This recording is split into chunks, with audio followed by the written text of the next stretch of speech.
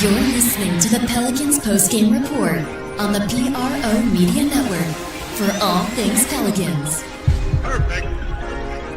Fly Pelican, fly Pelican, fly Pelican. And I tell them that birds of a feather flock together. Fly down, I'm a Pelican forever. Yeah, ain't gon' lie, I feel flyer than I ever been. We stay ballin', this New Orleans, I'm a Pelican. It's going down in the nest, wild, wild west. Come in town and do best, show us some respect. 3-point threat, I better make it rain. If it's up, then don't jump stupid like your ankle sprain. Always said, never hate the player, hate the game. Jumper where the dame late, punch a train. Post game, big Q, talking about business. Bird gang, YouTube, they ain't flocking with us. Lock up the division mission, get into the finals. Finish competition, then it's going win the title. I know this flyer than you can get. Such a threat that the ref just might call a tag. You could double, you could press, but you can't check. Right, left, slide by you like a Eurostep. Fly Pelican, fly Pelican, fly Pelican. And I tell them that birds of a feather flock together. Fly down, I'm a Pelican forever, Pelican forever.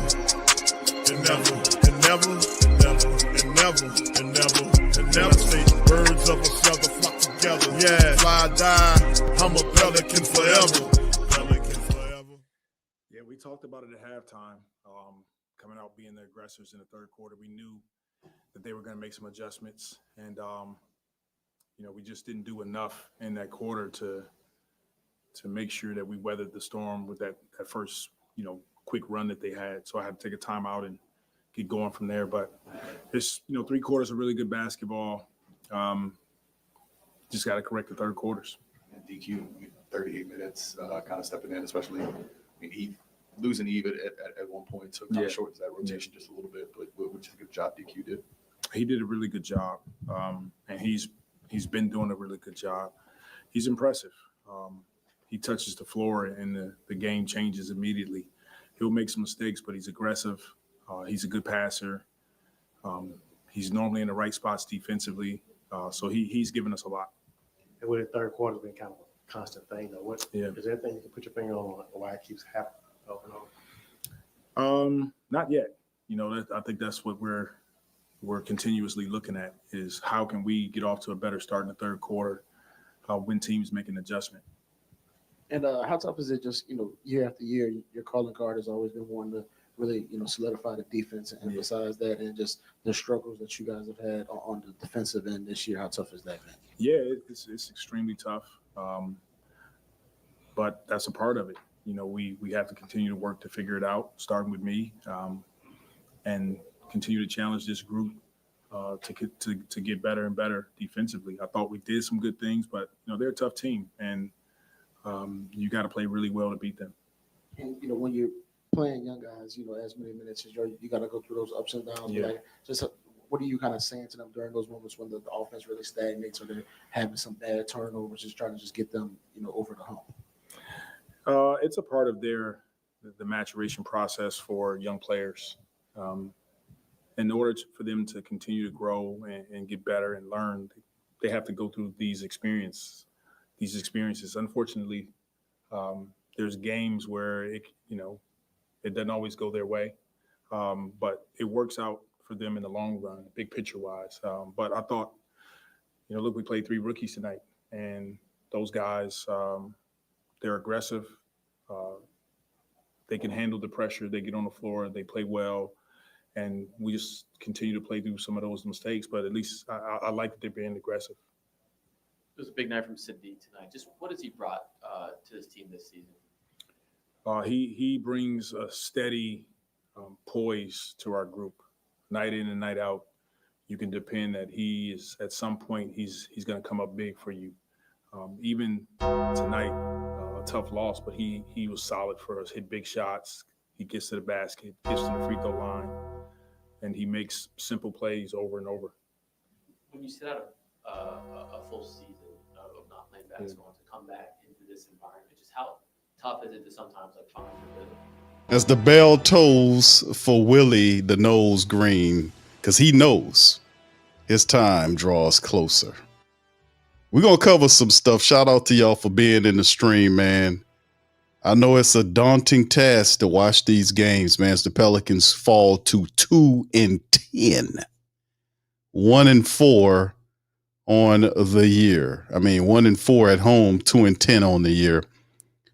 It's just another thing. Very tough, man. Very tough to be a Pale faithful during this time frame. Pain.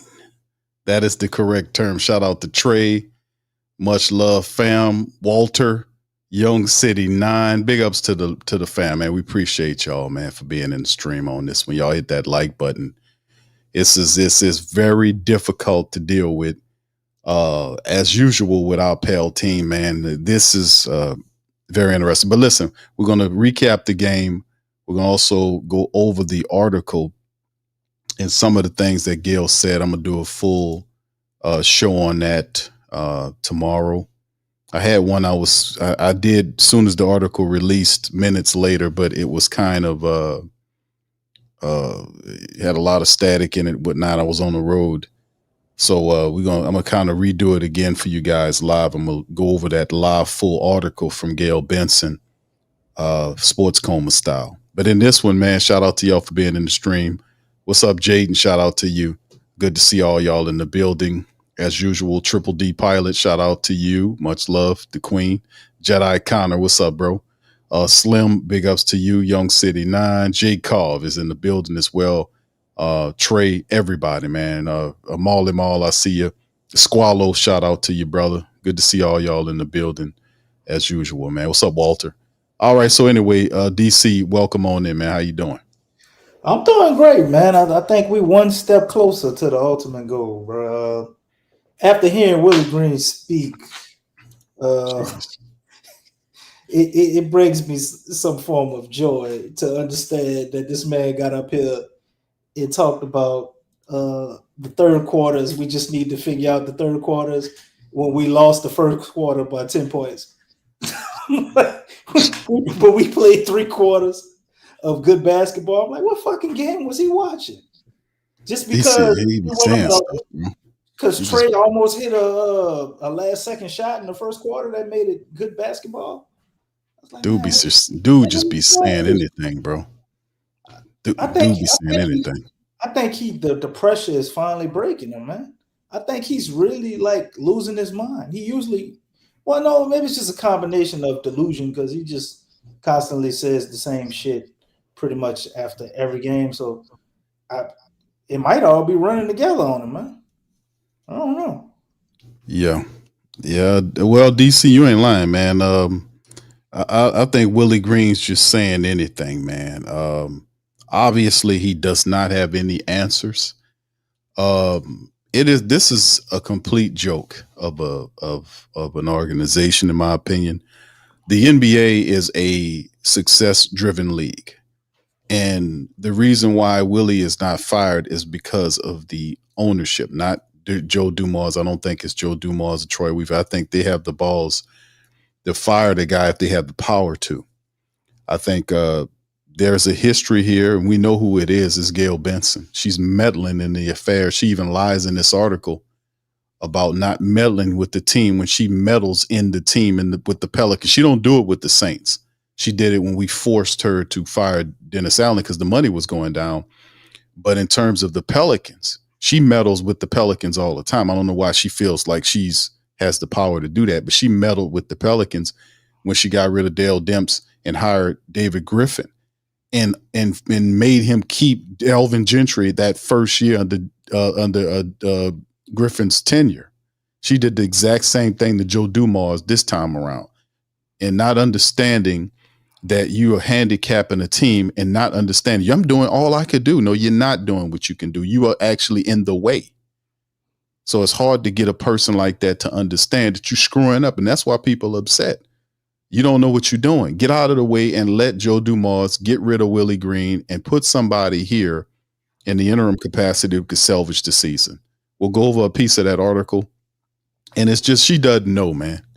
She just doesn't know. And she thinks she's doing something to help. And you can't really tell her nothing. This woman got the team, inherited the team because a man died and he left it to her.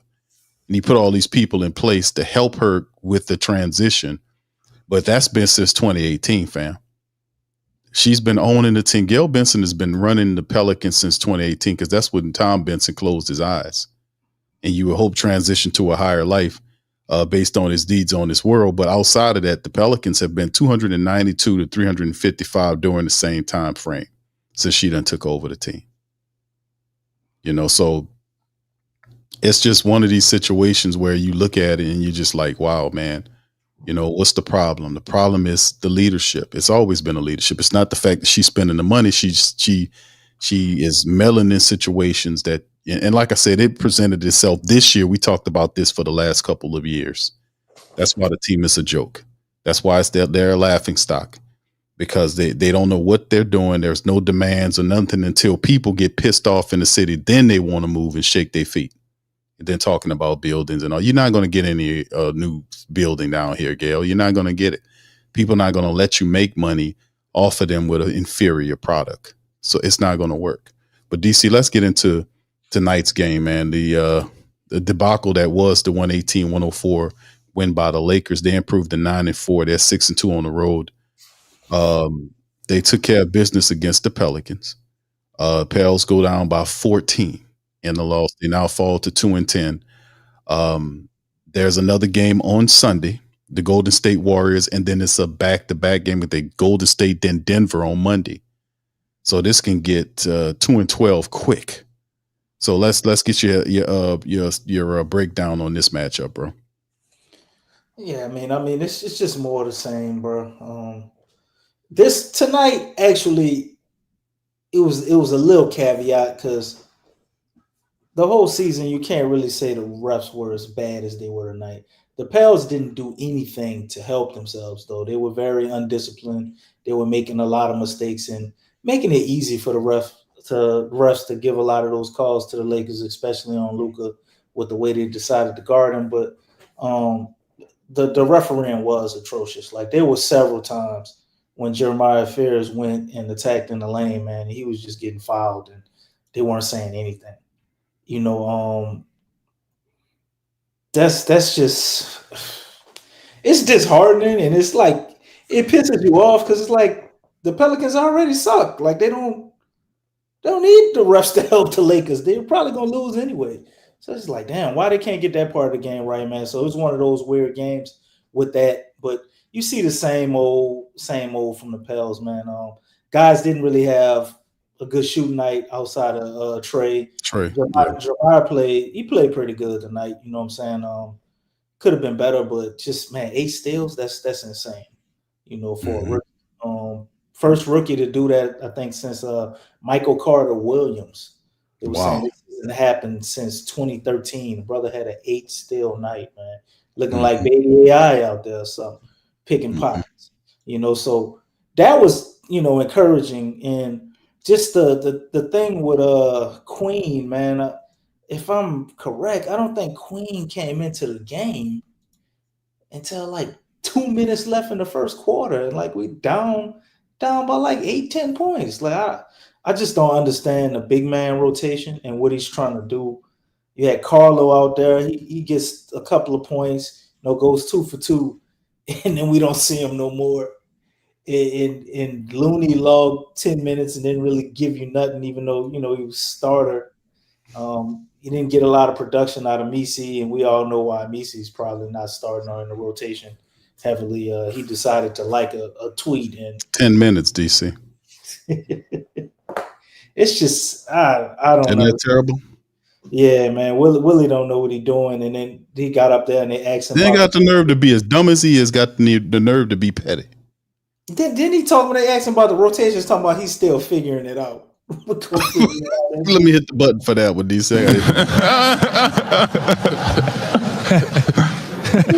Yeah, bro. Can you figure out anything? This dude, every time he talk about these third quarters, you know, that's a big ass boulder on his back right now. Everybody talking about the third quarters these years. This shit been going on for like 3, damn near 4 years with these third quarters. Yeah. And you hear him say, well, we're still trying to figure it out. Bro, wow. if you haven't, it's one thing to be able to correct it, because sometimes maybe you need certain things to correct stuff, right?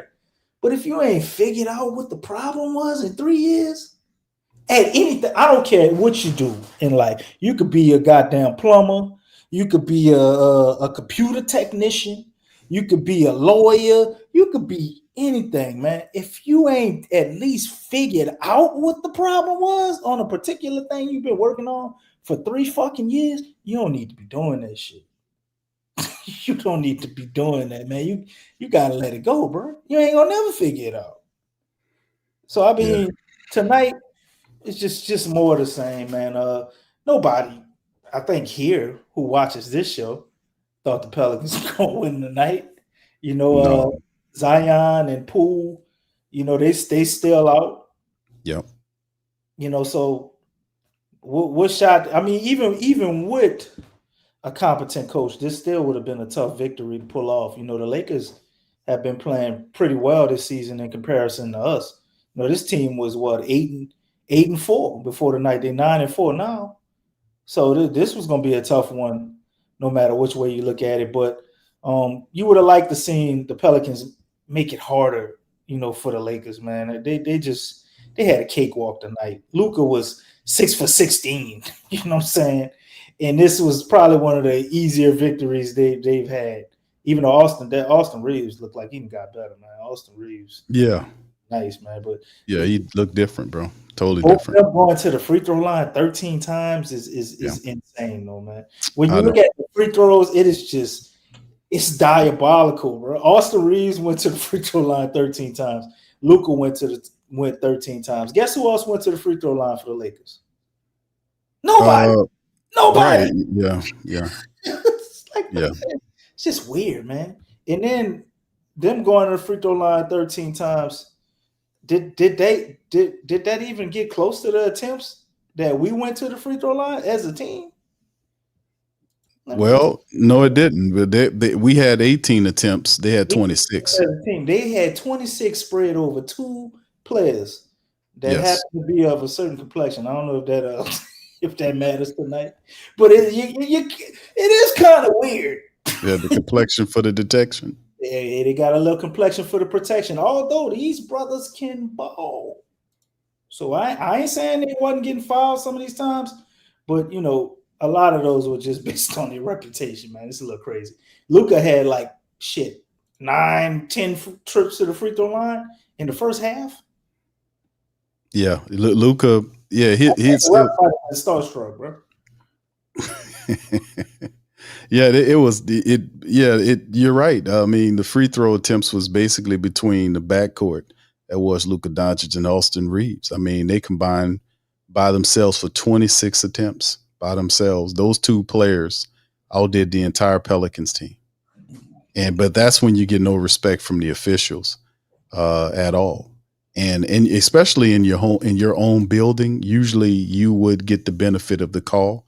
It simply just didn't happen. And you're right, Fears was going there, and they weren't making a call. But did you hear Willie Green say anything to the officials? Did you hear him, pitch what and cut up or whatnot? No such thing. Well, no, he did. Q. He didn't. Willie Green. I didn't see him. Willie Green flew off the handle with maybe about 3 minutes left in the game.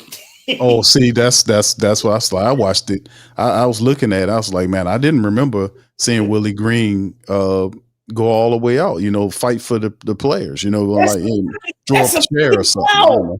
That's a freaking foul, man. I didn't see him go all the way out, bro. That would have been a good chance for him to do that. I think he got a tech. I think he got a tech full quarter. Okay. I don't remember that. Maybe I'm not as dialed in as I usually am with some of these games, so I don't know. You know what I'm saying? If she would have been here tonight, she would have said that was fake emotion and fake anger because it was. Yeah. But he, late in the fourth quarter, he finally decided to pull out the bag. I guess he figured that wouldn't take no money out of his pocket. Well, he said that. That's actually a Willie Green quote that he did say. Ever gotten ejected? Yes. It was that one game. I think that Warriors game, right? Yeah, when he was fussing at the dude, I think he got ejected twice. Y'all correct me in the chat, fam. Because I remember one time he pushed one of the guys, and he pushed the guy. He told him that was an effing foul. That was one, and then he did it again later on. It was like 2 times he got ejected in all of the 5 years that he'd been down here. You know, I'm all for a person not cursing, but it's almost maybe I just was scarred in childhood because you know, like when your people tell you you can't curse. But if you say a word that's not a curse word, but it's too close to a curse word, you still get the same punishment. You know what I'm saying? If you're gonna stay up there and say that's a freaking foul, just say it. Just say it. It's the same thing. You got thrown out plus don't you get fined when you get ejected? Don't you get fined along with it? I think.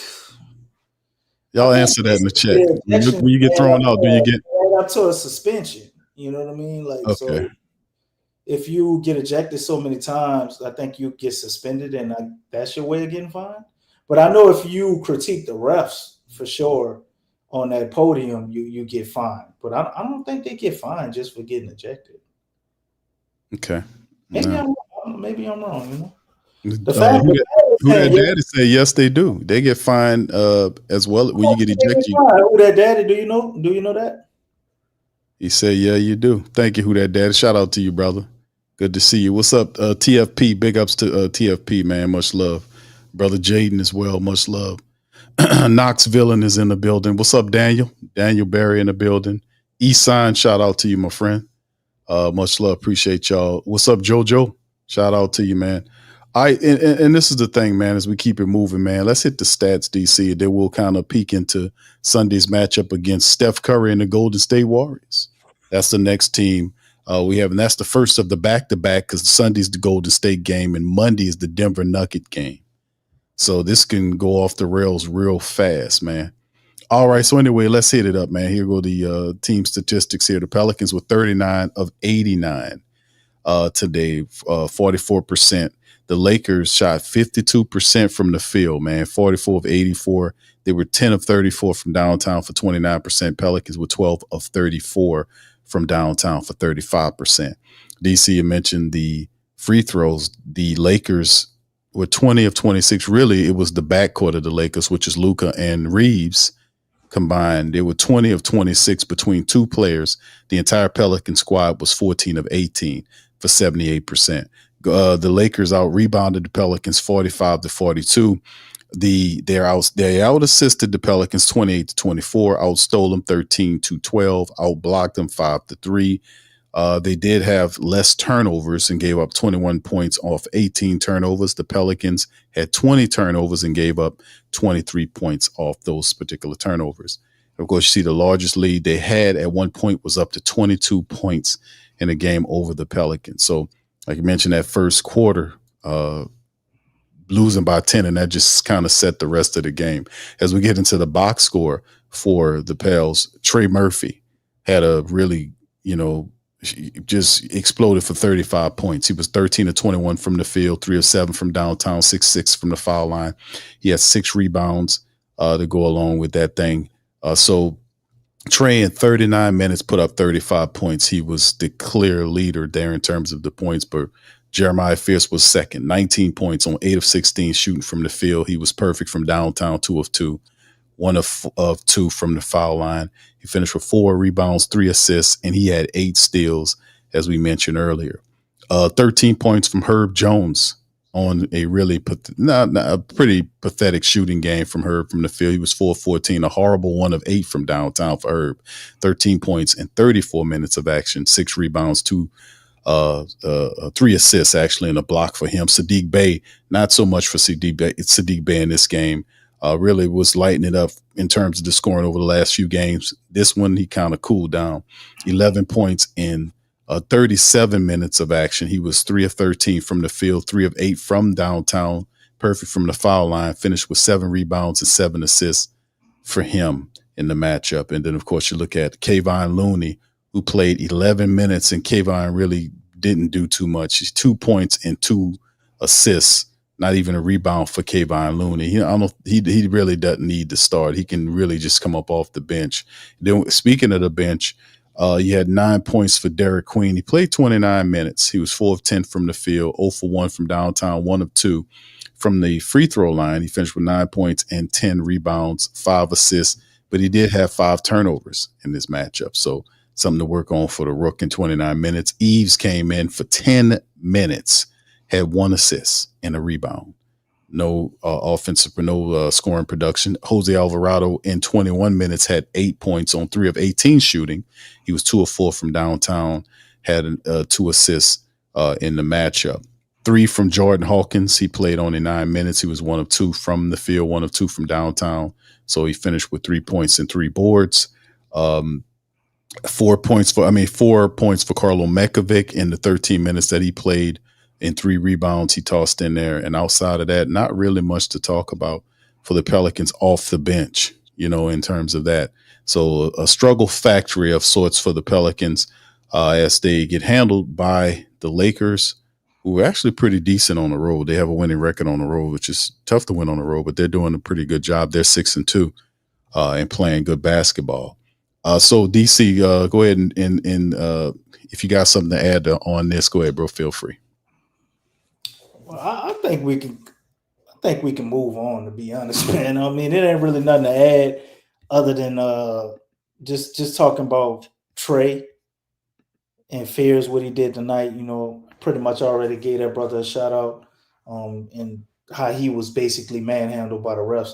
But I think Trey really found something, dropping 35 tonight. A couple of games ago, he had 41. He tied his career high. And he looks to be, the Trey that we expect to see, man. Not really overthinking it, kind of being more aggressive with shooting instead of creating for others. I don't really think that's, 100% really his lane. Trying to do that, man, you're a bucket, bro. Just go out there and score. And he kind of did that. Want him cut down on those turnovers. 6 turnovers is a little crazy, especially for Trey. But he got a lot of his points in the paint. They didn't come. He didn't have like a crazy 3-point night. He only hit 3 triples. He was, and he ain't had I don't think he had any mid ranges. Did he have any mid range shots? I think it was all like pretty much 12 feet in. He was just doing work. And tonight he definitely was getting hacked. Everybody on the Pels was getting hacked tonight, but he got to the line 6 times, hit all his throws. Yeah, he was perfect. And he put that damn clamp on Willie Green neck. It told him he ain't coming out in the first quarter. I like that, man. And I remember Willie Green, stupid ass, called the timeout when Trey was on Luka. He had Luka on him, and Trey, I don't know what he was about to do, but he was about to do something. Willie Green did? He called a fucking timeout, man. Of course. Trey was mad, bro.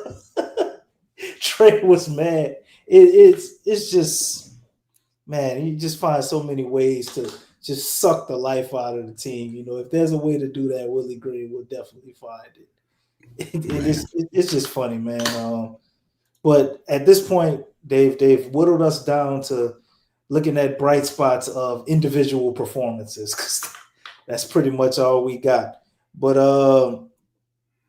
Derek Queen, he had a rough night tonight.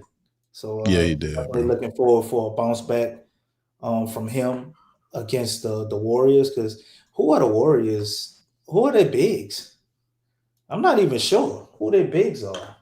I don't watch a lot of Warriors games. So don't they still have, when we cover the team? Don't they still have Dale Davis? Is not Dale Davis? That is Dale Davis's son. Dale Davis? Yeah. What's his name? What's the brother? Not Dale Davis. He's not good enough to stand out with his own name? No, it's just the man played for the Pacers. I forgot it's what's his name? Hold on, I'm gonna pull up their lineup. But the man that's the man's son from used to play for the Pacers a long time ago. What's his name? Tracy Jackson Davis. It was y'all help me out. What was the man name used to play? He was the center, pretty garbage, big guy, pretty physical for the Pacers. But his son plays for the Golden State Warriors. Tracy Jackson Davis is one of the bigs. But Draymond Green, if you look at the depth chart, DC, I could pull that up for you. Yeah, Well, we that's know right. the guy. We know it's Draymond, but like, Yeah, Draymond at the they have it. I don't know if it's true or not, but they got Jimmy Butler at the 4. Kaminga, Al Holford is there. Al Holford is there. Tracy Jackson Davis is another dude that they use at the center position. They have Santos, another big. Will Richard, a few players. So I mean, these are backups like fourth stringers and stuff that they move. But most of the time, they operate a lot of small ball there. But I think Tracy Jackson Davis is the dude that they use a lot at the center position. When they do, when they're not using Draymond and Jimmy Butler at the 5 and 4. okay. So, well, I'm intrigued to see what DQ can do against those guys.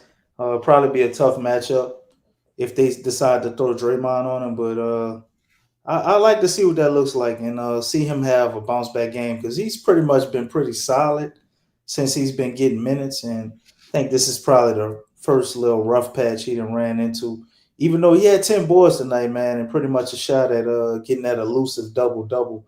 I don't think he had many of those yet in his young career. So just looking forward to his evolution and seeing him keep growing, as well as it's just weird to me. It seems like when Fears has a really good game or does something that makes you look at him, it's like Derek Queen isn't, I guess, popping as much. I don't know, man. I like to see both of them have just a breakout performance together because these two guys are obviously our future, along with Trey.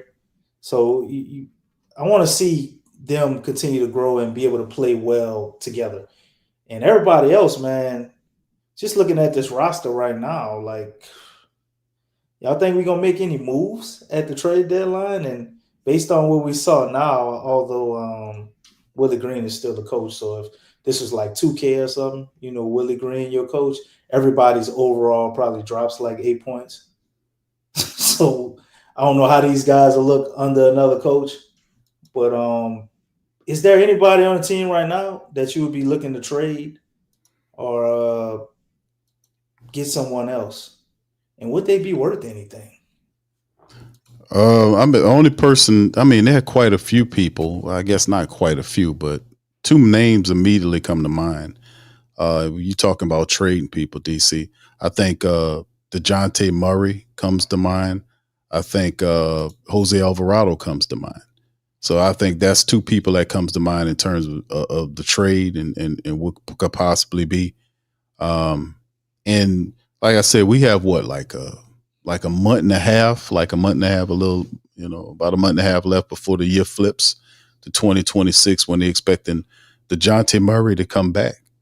So, that's a lot of money that the Pelicans are playing DeJounte Murray, and where and how will he fit into what's going on here?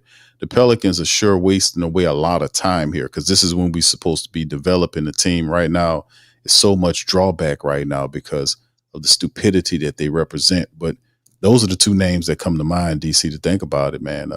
DeJounte Murray and Jose Alvarado. That's the 2 I got. And perhaps Jordan Hawkins, depending on how you feel about Jordan Hawkins. I know they paid him gave him the option for $7 million. They opened up for $7 million on that. Yeah, I don't know if they might scare some people off.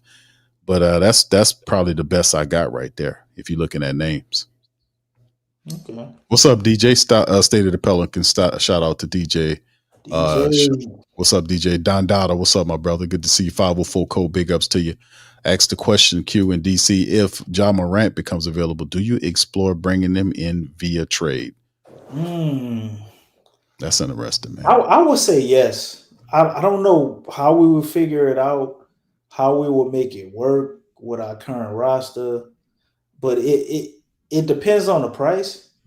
If it's something, that ain't crazy, like for instance, I'll say crazy looking at like Desmond Bain, how they gave up 4 unprotected firsts or something like that. I don't know if I want to do that, but Ja's trade value might not be that high depending on who you send back. I don't know how we would make it work, but Ja is he's just too phenomenal of a talent to not take a swing at. If it's somewhere he would like to be, he wants to play with Zion, and it's something you can work out with Memphis, I say, hell yeah, you do it. I know DeJounte has to be involved in the trade some type of way. And then obviously it would be somebody else in draft compensation. So I'm not trading Trey, not trading Derek Queen. I don't want to trade Fears either. Don't want to swap him for Zion. I don't think that makes a lot of sense with our roster. So I definitely want to keep Zion with him. Everybody else could possibly be in the discussions for Ja. So I don't think it would be a bad idea. And, you look, as far as my thinking, in 2019, I wanted to have both of them. So, I mean, maybe I ain't the right person to say it, but I think it's something that would work out with a competent GM. We would obviously have to probably restructure the team, though. Yeah, you definitely have to restructure the team, bro, because you're going to have an aggressive player like Ja Morant, who's very vocal. And then he does play some games, but he has a certain temperament that, he kind of gets in trouble with certain things and all this. And that will be the guy you're bringing in here. So you would have to kind of see how he would fit there. Plus is the dynamic of having Fears as the future as well. So I don't know if it'll be an interesting thought process, to be honest with you, but you definitely have to switch around the team. Well, I'm looking at, okay, just far as him as an asset, look at Phoenix, right? For instance, let's say Ja comes here, we try it works out, we're able to keep, our 2 rookies that we got this year. It don't work, right? And you have to move off of Ja. TFP said Ja will get arrested in New Orleans. Yeah, I ain't gonna say the man a troublemaker, man, but he ain't exactly the coolest head that you would need. You got a superstar who really cool, who too chill, who's not aggressive enough. Using, DC, he don't throw his weight around. I think he would bring some fire. He would bring some fire out of Zion. That's really why I would do it. Because I don't know, would that be good fire or the bad shit? I mean, good. Because I think that duo, it would be so dynamic, man. And they already kind of know each other. Like their chemistry, I just think would be crazy, man. And all you really got to do with them two, you figure out shooting. That's pretty much it. Your defensive system you're gonna run, and shooting, because dynamically, just attacking downhill, man. Who the hell want to deal with Ja and Zion all game? Now, I know you got the whole injury thing that you could throw at either one of them, but for the sake of them being healthy, nobody wants to deal with that, man. Especially in a playoff atmosphere, either you don't want to see that. If you add that guy, you don't give up. The core people. That will be one of the funnest teams in the league, man. Yeah, that catapults you. Yeah, that catapults you up until people expecting you to have deep playoff runs. But once again, you have to have a guy that can get the job done. Like I said, the Pelicans are so brain neutral that they don't do what's obviously necessary. You got to cut the fat. You got to chop off and lop off. Everybody's saying we don't have a trade capital for Ja. If I think they ain't gonna want nothing small. All these salaries we have, we got $30 million from DeJounte. You got $30 million in Jordan Poole. You got Trey's, what is his? No, his cap hit probably only like 12, right? Not Trey. Herb's cap hit is 12. Jose, it's probably like 5.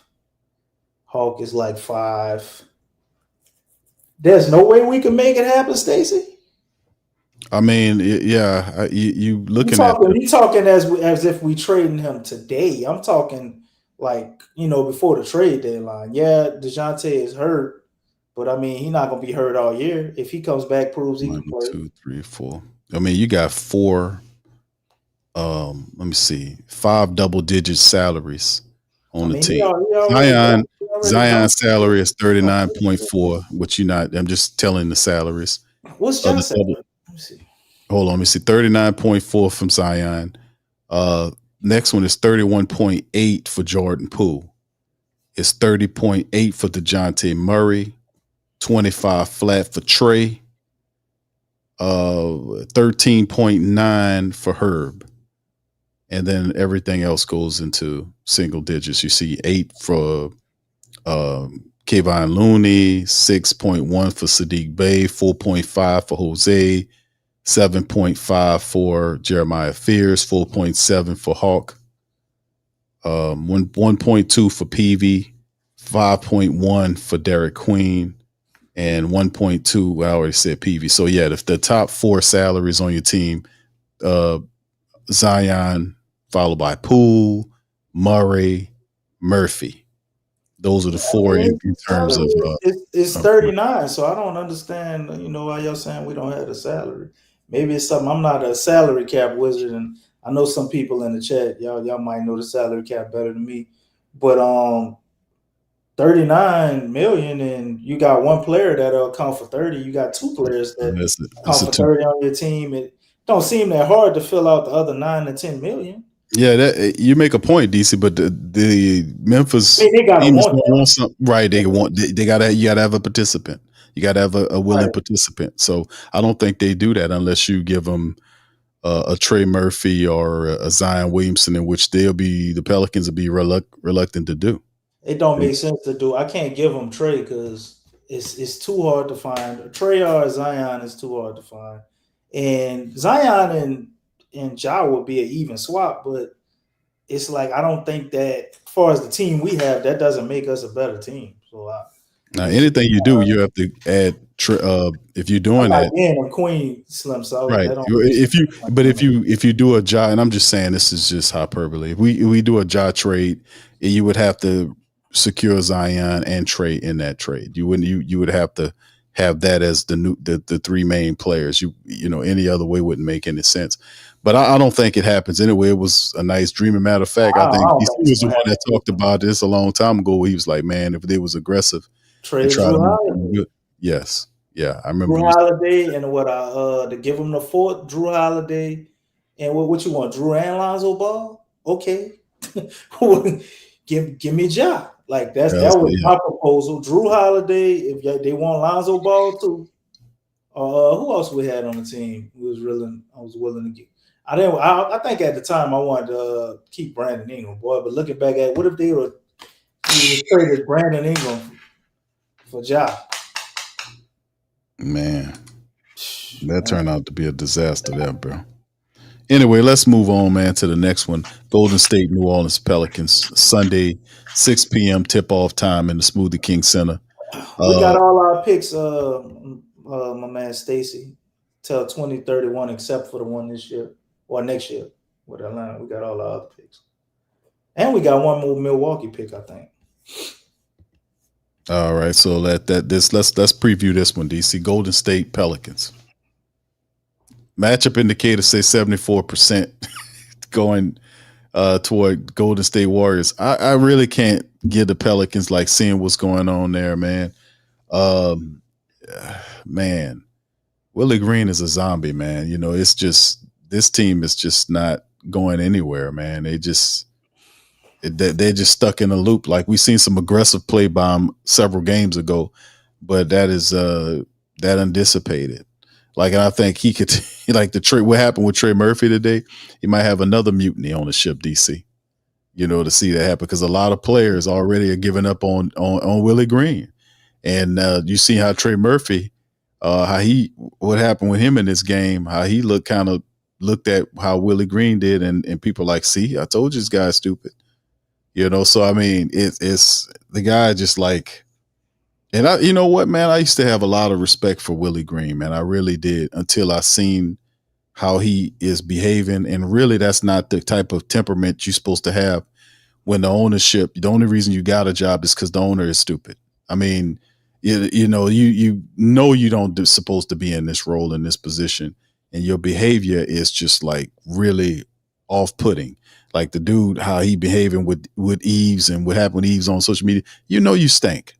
Dog, you garbage. So you can't really be mad at players because they're upset about the losing and they saying stuff about this because you never won the players back. You can't kind of piss your team off and then want them to win so that you can keep your damn job. That's not going to work. So Willie Green right now, man, is like kind of thumbing his nose, pun intended, at the team. And some of these guys, man, don't like his ass, and he's losing more and more people. And like I said, man, we got 2 games left before the 5. This little skid that we had going on with the home games. What we got? The Golden State Warriors Sunday and Denver on Monday. And man, listen, the Pelicans could be 10 games down. It could be 2-12 by Monday afternoon, family. Y'all could be 2-12, 10 games underneath 500. I mean, 10 games from getting to 500 because of Willie Green. So, I mean, like I said, I don't know what they're doing, and we'll cover some of the article right here. But man, even if he wins 1 game or even 2 games, that shouldn't buy him any more time. I think the man is showing you that he can't sustain winning. Whatever he's done is he's doing it. It's not working.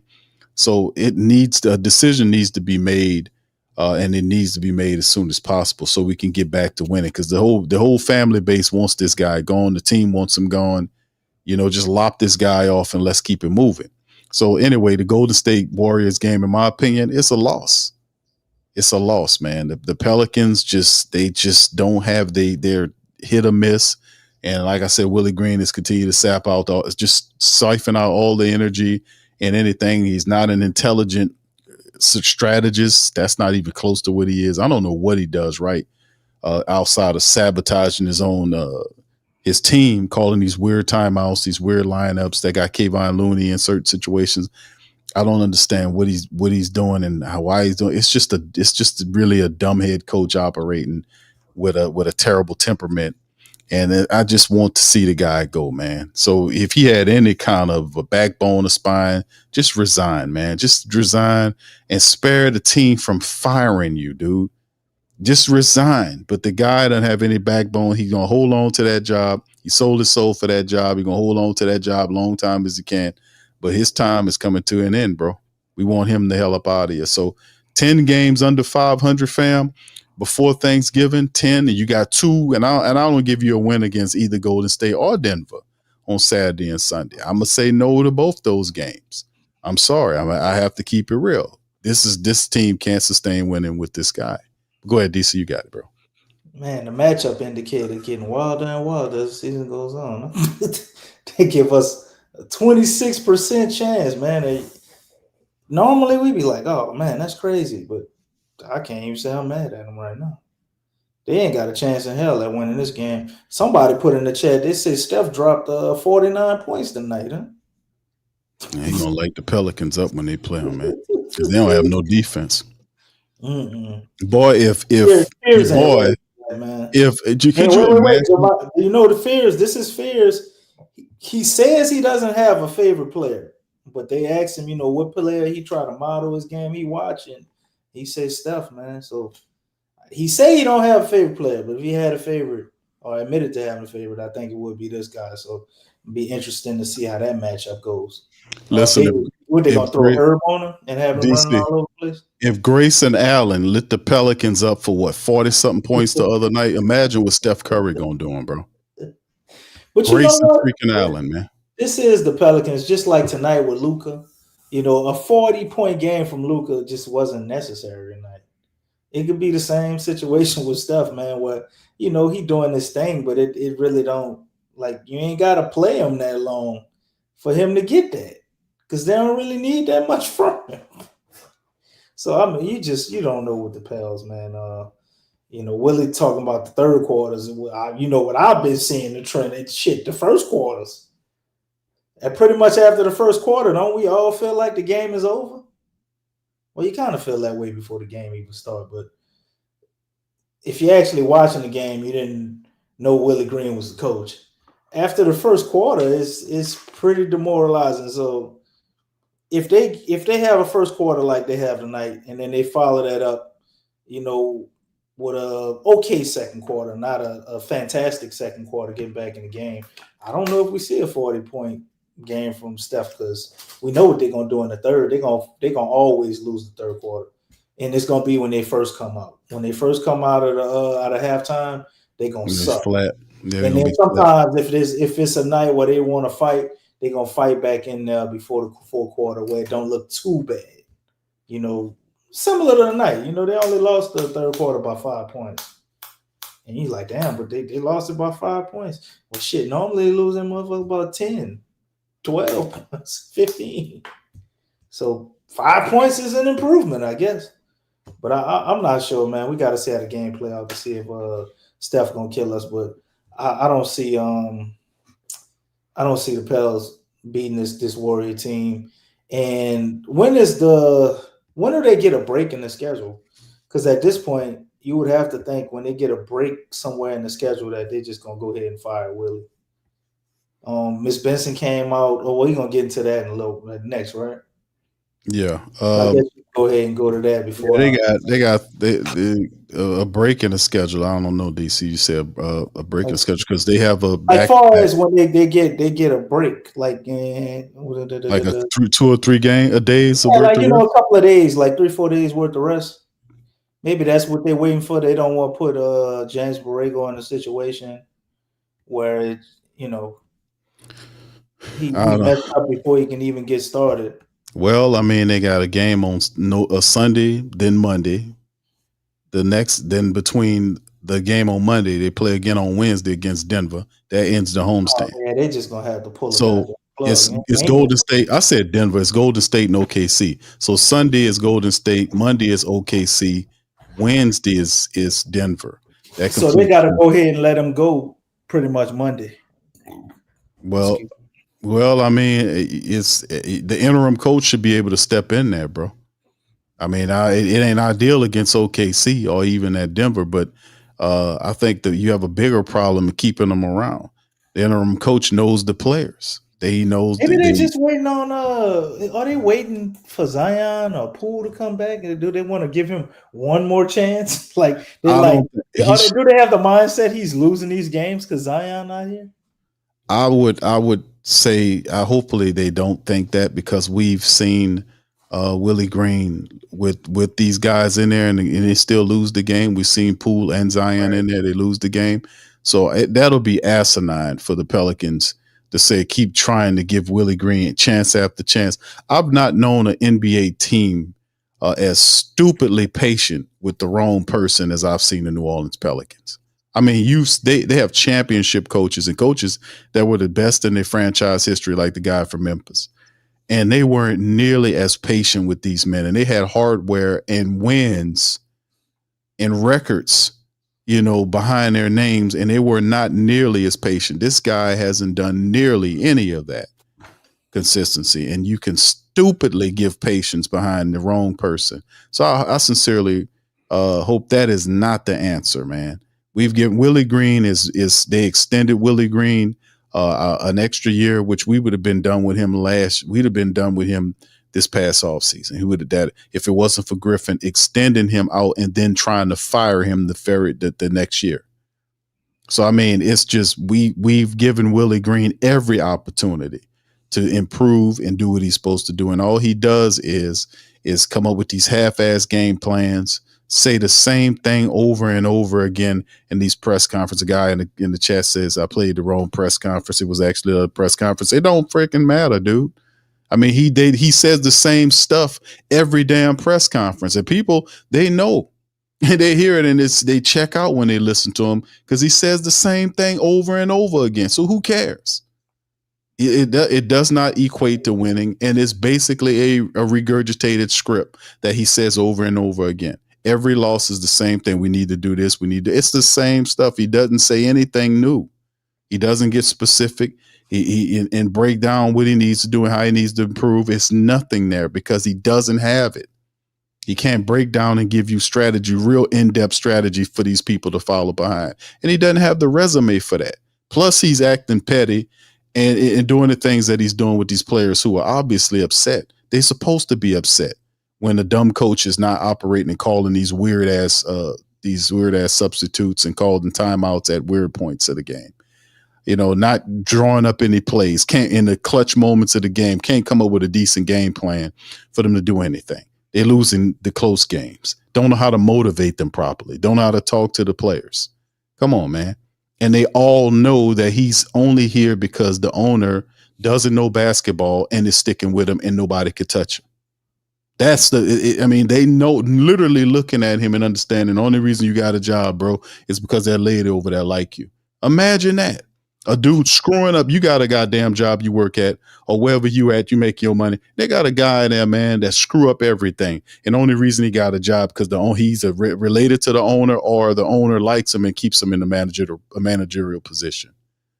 And he's screwing up everything, making mistakes and blaming you and the players for it. Well, we got to play with this. We got to play with it's just ridiculous. So that'll create low morale in the organization. The people, the word's already out. A lot of the people know that it's just a terrible situation with the Pelicans because they understand that that's a poison, man. So, it's like when a guy underperforms, he gets fired, but that's the same type of temperament you use for making loans. Let's go ahead, DC, and kind of move into the Gayle Benson thing because obviously we know that it's a loss. This Golden State game, the Monday game against OKC is a big loss, and then the Wednesday game against the Nuggets is. So I thought one thing you were saying when I was talking, I was like, man, y'all realize how hard it is for us to just watch Willie Green's press conferences? Right? It don't, and the man was right. I did play the wrong press conference. He's right, but guess what? It don't fucking matter. That's the crazy part about it. He right, but it don't matter because he's saying the same thing. He says the same thing and nobody notices, nobody cares. He says the same thing, bro. The same thing every press conference, bro. It's nothing insightful. It's the same stuff. And if you are, just imagine how the players feel. Bro, how they trying to listen to him talk. Right. Teach him anything. Oh my God. Bro, think about how you feel. You don't see his fucking face every day. They do. And the guy talking to you, and this is what you get every day. This is your head coach. Imagine how drained you would be. We play Willie Green. We do all these shows, almost all these shows. I know I missed one, the Portland show, I think. I was busy, but we missed the show. But the reality is, man, Willie Green says the same thing over and over again. It's nothing new to nothing that he's doing. He's been talking like this for years, man. He gives nothing in depth, nothing serious, nothing cerebral, nothing, it's just a bunch of bullshit. And the players are drained. People are tired of him. And whatever he's saying, it just don't work. It's just not working, man. And he can't switch and adapt and change. He's not consistently good at sticking to stuff that works. He doesn't know he doesn't have any rhythm or flow with the game. His substitutions are weird. It's just a ton of things that he's supposed to. This man been here for 5 years, fam. He ain't no rookie head coach no more. This dude's supposed to have improved mightily.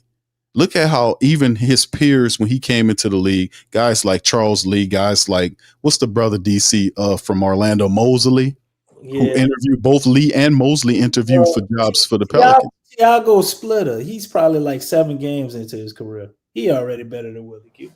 To see, it's just crazy. The coach for the Suns, about the same thing.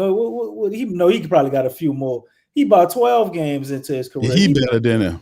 Yeah, JJ Redick ain't had, but when he got the job, DC never coached the game. He was better than him.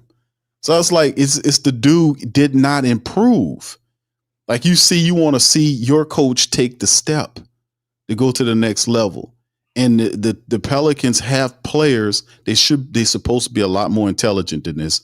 He's supposed to be a defensive minded coach, and the defense suck night after night. It's nothing works. His defense doesn't work. His offense doesn't work. His motivation doesn't work. His substitutions doesn't work. Nothing works. So how does he keep the job? Because he's a lucky man. He got Gayle Benson up here, and he's a nice man. So she keeps him in place. But that's running out, man, because, hey, people are starting to bail out on these games. You can see these tickets getting cheaper and cheaper for some of these games. And when that starts happening, you got to cut the guy loose. So, let's kind of jump into that, move it to some of this article right here. And I might not cover all of it. I think we're going to do some of it on the Sports Coma tomorrow. Y'all do us a service and hit the like button, man, as we keep this thing going on, man. All right. So this is from NOLA.com for some of the family members that probably don't know. There was an interview that took place with Jeff Duncan of NOLA.com and Gayle Benson. And she asked several questions, was asked several questions and gave some candid remarks about the team. So we'll cover pretty much what was said about the Pelicans, being that this is a Pelicans dream, right? So she mentioned stuff. She talked about the Pelicans and head coach Willie Green. She talked about, the status of both teams because she basically runs both clubs. She's the owner. So this is what she said as we get going. The Saints and Pelicans are both off the historical slow starts. How would you assess their respective seasons so far? Gayle says, I'm obviously not happy. I am disappointed, and I would expect our fans to also be disappointed. What we established over the last 2 decades with the Saints was a winning organization with the expectation to compete for championships every year. That is our goal, and that has not changed. That is what I expect, and that is what our fans expect. There is the reality that both leagues have rules to create parity and opportunities, such as the salary cap, and I certainly understand resetting that cap and rebuilding, but nevertheless, I want to win. My role is to hire the best people. I can give them the resources they need to win. It's also my job to hold them accountable if we're not meeting our goals. My expectations for the Pelicans are the same. So as you can see, that's her spiel right there. It does sound like it was quite prepared. All right, so DC, let me get through a couple of them, then I'm gonna kind of, let you throw your stuff in there, bro. All right, so this is another question. Fans have expressed their discontent to us at the Times-Picayune, emails, text, letters to the editor. How aware are you and other officials of the fans' displeasure right now? I am absolutely aware. I am not an absentee owner who flies in just for games. I'm in the office and I'm out in the community every day. I talk to the fans, partners, and our staff every day. We discuss and hear their frustration regarding the performance of both teams every day. No one is very happy with either team's performance right now, especially me. With that said, I am confident both teams are headed in the right direction. It's specifically the acquisition and development of our young players that are playing and starting for both teams. They will be the core for years to come. But again, I understand the frustration and anxiety of patience. I believe in the plan and vision as we develop both teams and getting our young players that we have drafted on the field and on the court right now. So as you can see, she talks about getting the players and trying to ask for patience.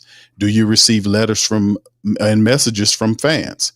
Benson says yes, all the time, and they're very upset. I am very upset. No, you're not. But I can't do any more than listen to what she says here. Yes, yes, all the time. She gets these letters and they're very upset and I'm very upset, but I can't do any more than I'm doing. This is what she believes. I'm not going to fight anybody. These people that work for me, I respect them. They work very hard. You don't think Mickey Loomis is losing sleep at night over all this? No. Mickey Loomis is not losing any sleep over nothing dealing with the Saints because Mickey Loomis, you have afforded him the ultimate job security. Why would a man that got supreme job security have problems going to sleep at night? You gave him the security. So he ain't worrying about his job. The only reason why he's staying up late, if he would to do that, is because he's worried about losing his position. You have afforded him no accountability and you have protected him. That's why he's sleeping easy at night. Yes, he's sleeping easy. He's not like sitting on his butt. He is sitting on his butt. That's all Mickey Loomis do is sit on his ass. He hired all these former general managers for the Saints that go out and do his bidding for him. That's why he's sitting up there with the VP job and a general manager job. He doesn't need both of those jobs. But she can't do no more than that. I'm doing all that I can do. No, you need to restructure the Saints. You need to restructure the Pelicans at the top. Dennis Lauscher does not need to be the president of any one of these organizations. If you want to keep him as a top businessman, then give him the title befitting of that job description and create a new president of football for the Saints and allow a real president or move Joe up to president of the Pelicans organization as opposed to the VP. And, in this sort of thing, that's how you reformat it and take Mickey Loomis' general manager job and just keep him as the VP. Put a guy on top and make another president on the Saints side and let Loomis be the VP and create another general manager like Kyle Hartley, who's the assistant GM, to be the guy. That's how you do it. I can't do no more. These people are all this money and no imagination at all. The question, the Pelicans are 150 and 188 and have not won a playoff series in Willie Green's 4+ seasons as a head coach. There have been national reports that the organization is monitoring his job status. How do you assess his job so far as a head coach? So they're asking her, about Willie Green as a coach. And this is her response.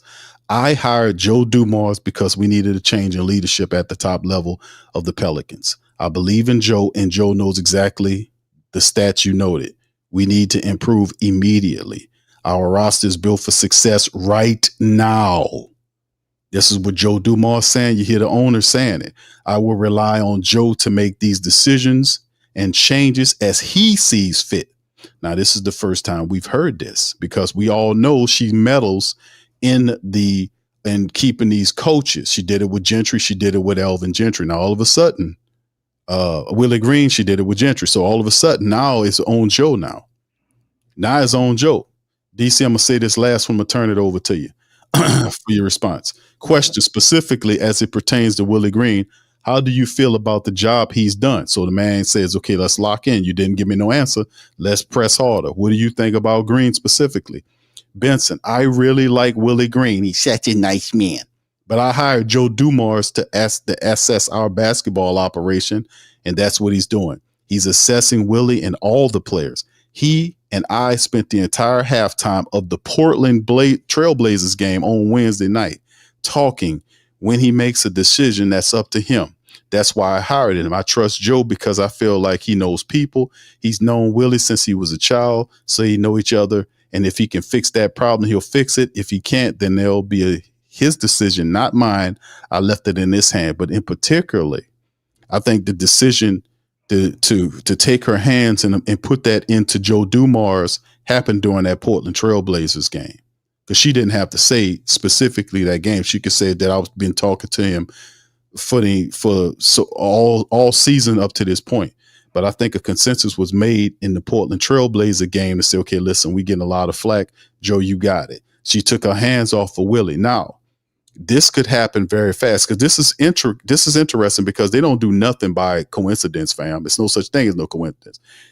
This article comes out from Times-Picayune, and they give you the information, specific information about the coaching hierarchy and the power of the hierarchy in terms of who can do this and who can do that. So now she letting you know in this article that it's in Joe's hands. So we might be looking at something that's going to happen pretty soon. I know I've been saying that for a while, but we didn't have this type of clarity in terms of, girl, get out the way and let them people work, this sort of thing. So anyway, DC, before I carry on, bro, go ahead. You got the floor. Yeah, it's a little crazy because you seeing this. It's not a live interview. She obviously ain't gonna talk in front of no camera, and that lets you know. A lot of these answers are scripted, and she's gonna have an editor right there while she answering them, and this is just gonna make sure it comes off and delivers the message that they believe they supposed to deliver to have us back off. From I guess the critiquing of Miss Benson. That's what I take out of it, because a lot of it is to me it just comes across as a lack of accountability, from an owner. And you think about an owner who would have a demand for winning, obviously they wouldn't be this patient. And Miss Benson got that mama energy, you know what I'm saying? So she love all her children, you love everybody. It's almost like you need somebody there to protect her from herself. And the fact that you're making a business decision because somebody is a nice man, but it's not good for business. You're obviously in the business of making money. And I guess what Willie Green is doing hasn't screwed up the team enough to where it isn't making the type of money that no changes would have to happen. But I think it's getting to that point. And my man Stacy put in the chat earlier, he was like, did y'all see the people in the arena? Yeah, I looked at, I didn't go to the game tonight, but I think it was Fletcher Mackle or somebody posted, and they took a picture of the arena. And you got to keep in mind, It's a Friday night in New Orleans. It's not cold. And this is like the NBA tournament type game. And on top of that, they playing the Lakers, which everybody in the city know. I mean, LeBron didn't play tonight, but everybody in the city know. Usually when we play the Lakers, you still got Luka there. You know, or when your superstar players come, people sell out the arenas, even when the Pels suck. But a lot of times when they selling out the arena, the team sucked, and it was reasons we sucked. Everybody's out, season-ending injuries. You just don't have the talent. We're in the middle of a rebuild, trying to figure out what we're gonna do. People still showing up to the games and just having it a part of something to do on a Friday.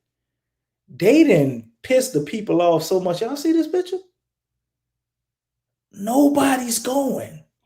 You got Kendrick Perkins and what's your boy play for? Richard Jefferson on a podcast addressing the fact that Willie Green don't even get announced when they call out the rosters. I mean, call out the players in the beginning of the game. Like they don't even acknowledge him.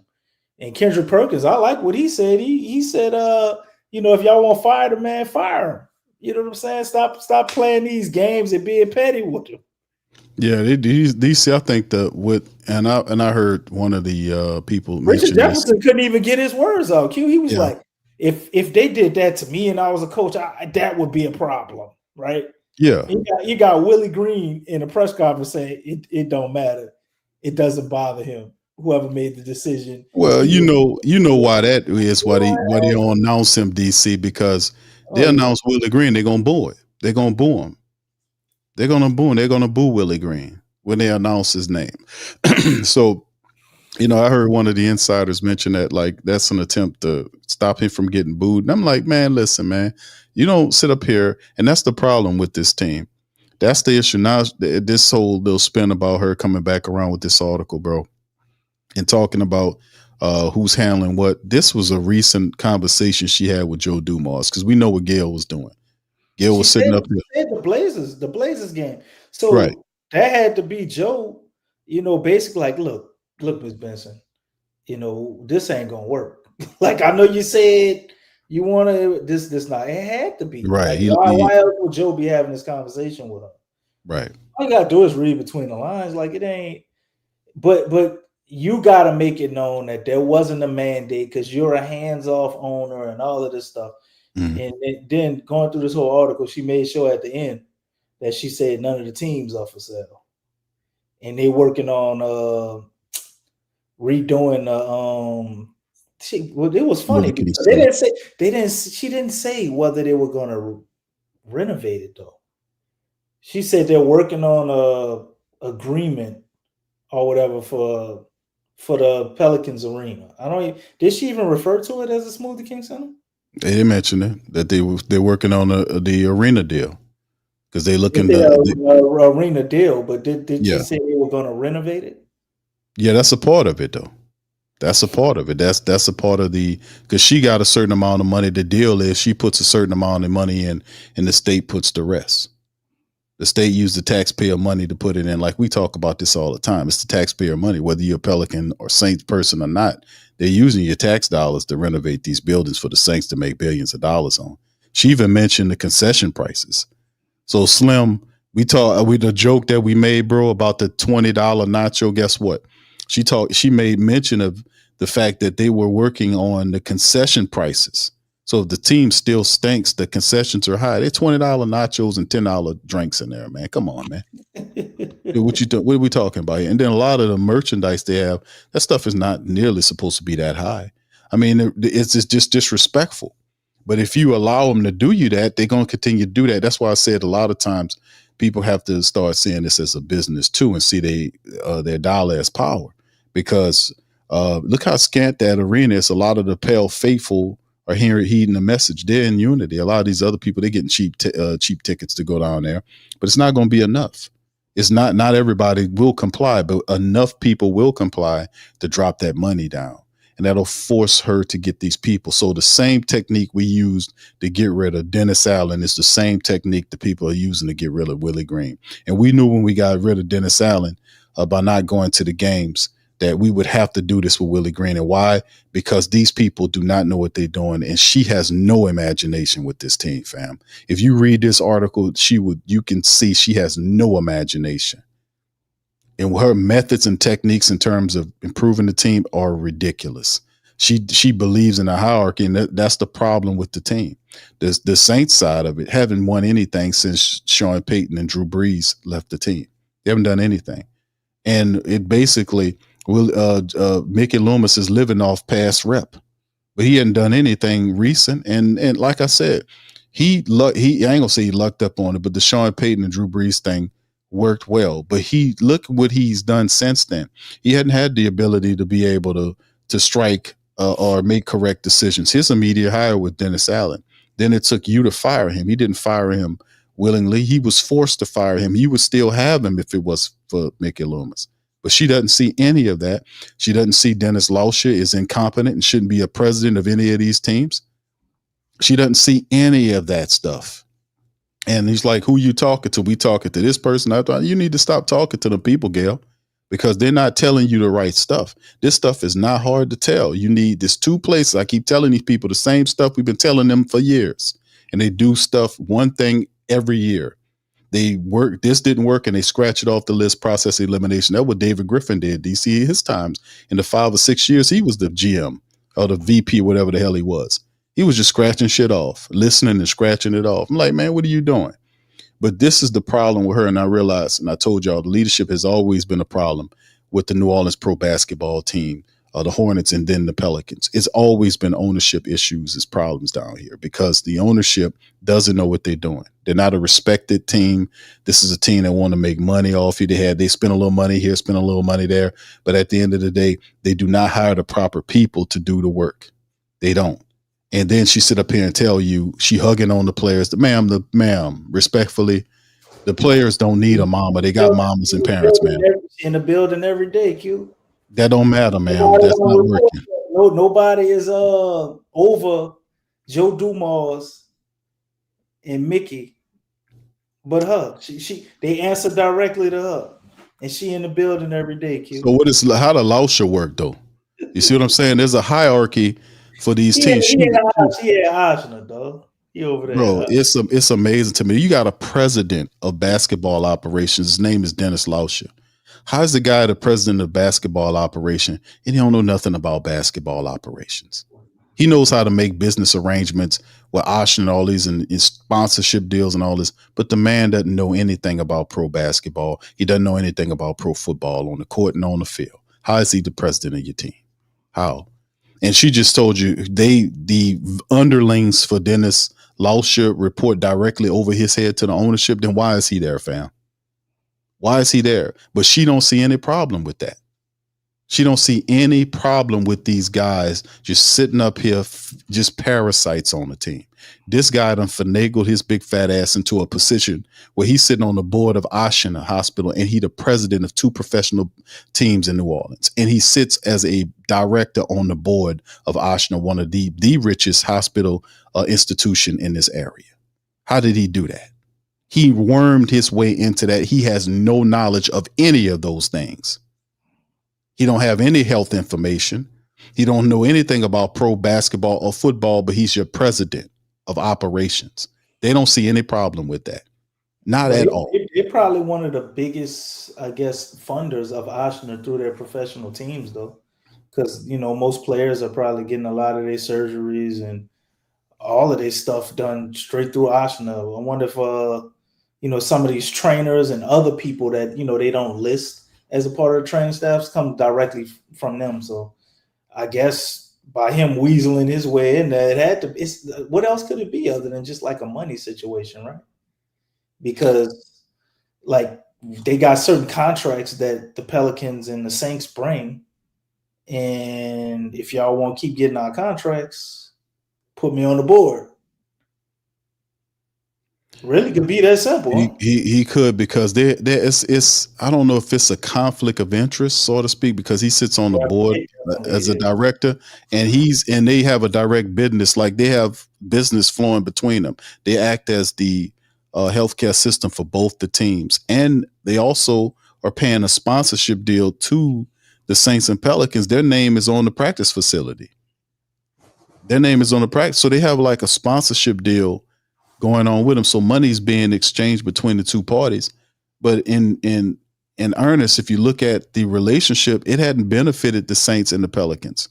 Most of like we've had injuries all over the place. Now they're a lot healthier this year, but over the last 4 or 5 plus years, we've always had injuries that stifle the development and growth of the team.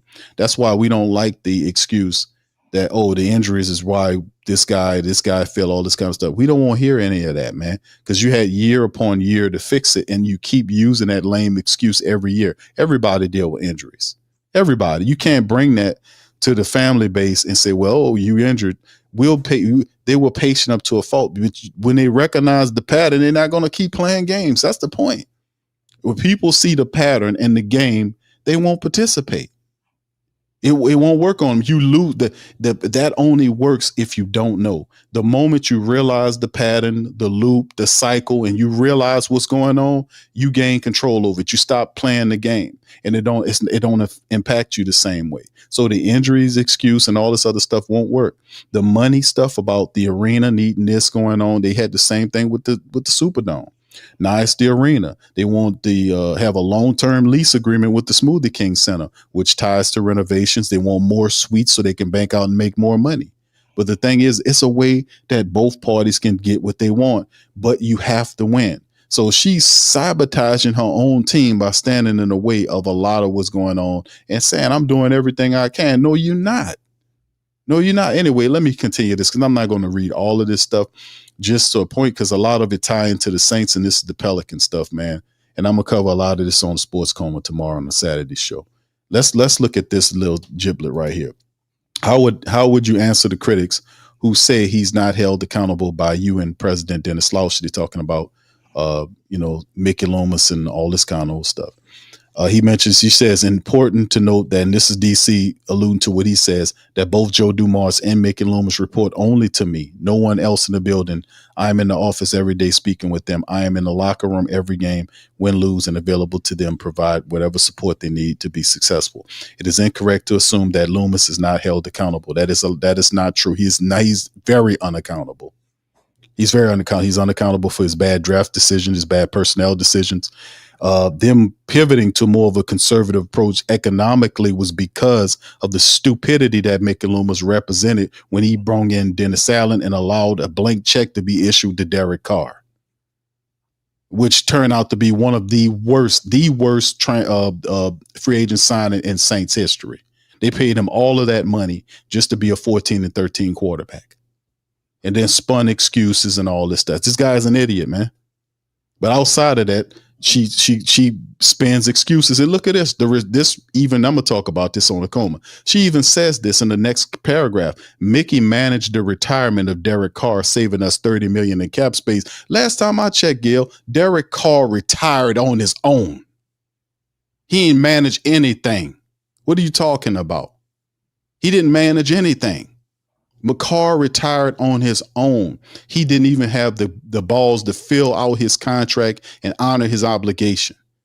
He basically told him he wanted his money and they bucked him. And then he's talking about he manages Derek Carr. He was responsible for the failure that was Derek Carr. These people are insane.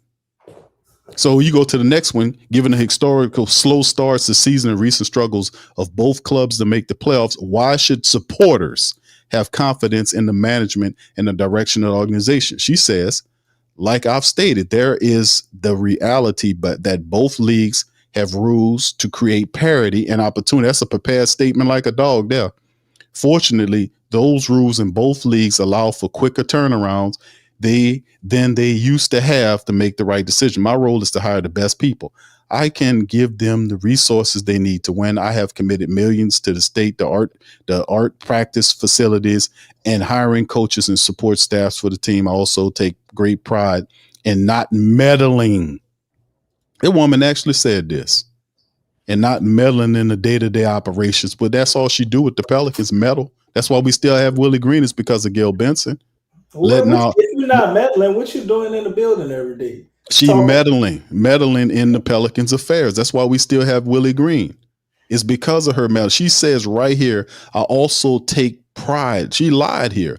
I also take great pride in not meddling in the day-to-day operations. You are meddling in, lady. We have this loser green because of you. You won't let them get on out the way, letting our football and basketball people do their jobs. What a joke. And yes, it is also my job to hold them accountable if we are not meeting our goals. You mean like winning? Like we're 2-10 right now? What goals you talking about? Firing them when we be 10 games under 500? Putting the team in a complete hole at the start of the season when we could have chopped this dude off 2 weeks ago, or even at an off season, and had Malone in here coaching Zion and Poole and all these guys. Away from the field and court is also my job to make sure our business operations are providing the best product for our supporters in their game day experience, which is failing. We're not going to go down to no arena in great swarms to watch no 2-12 team, and the team don't like the coach and the stars don't want to play for the same guy, and you up here holding them up. Nobody going to want to see that. We don't care about any of that. I committed $180 million to the renovation of Caesar Superdome. Guess how much you committed, taxpayer? John Q. taxpayer, Joan Q. taxpayer. You did twice as much as this. Whatever she gives, you give 2 to 3 times the money. So she trying to flex a little bit with $180 million to the renovation of the Superdome, like she doing you a favor. No, that was for her to make billions. Remember, she the second richest person in the state behind the chicken man from Raising Cane. Like she doing you a service. Those are direct improvements for our fan. That's for you to bank, because we're not going to go down there to any of that if you're not winning. As stated publicly, we signed a long-term state lease, and she gets into the business of the Smoothie King Center and the Champion Square, all of which makes no mind to none of us if the teams are losing, and they're both are.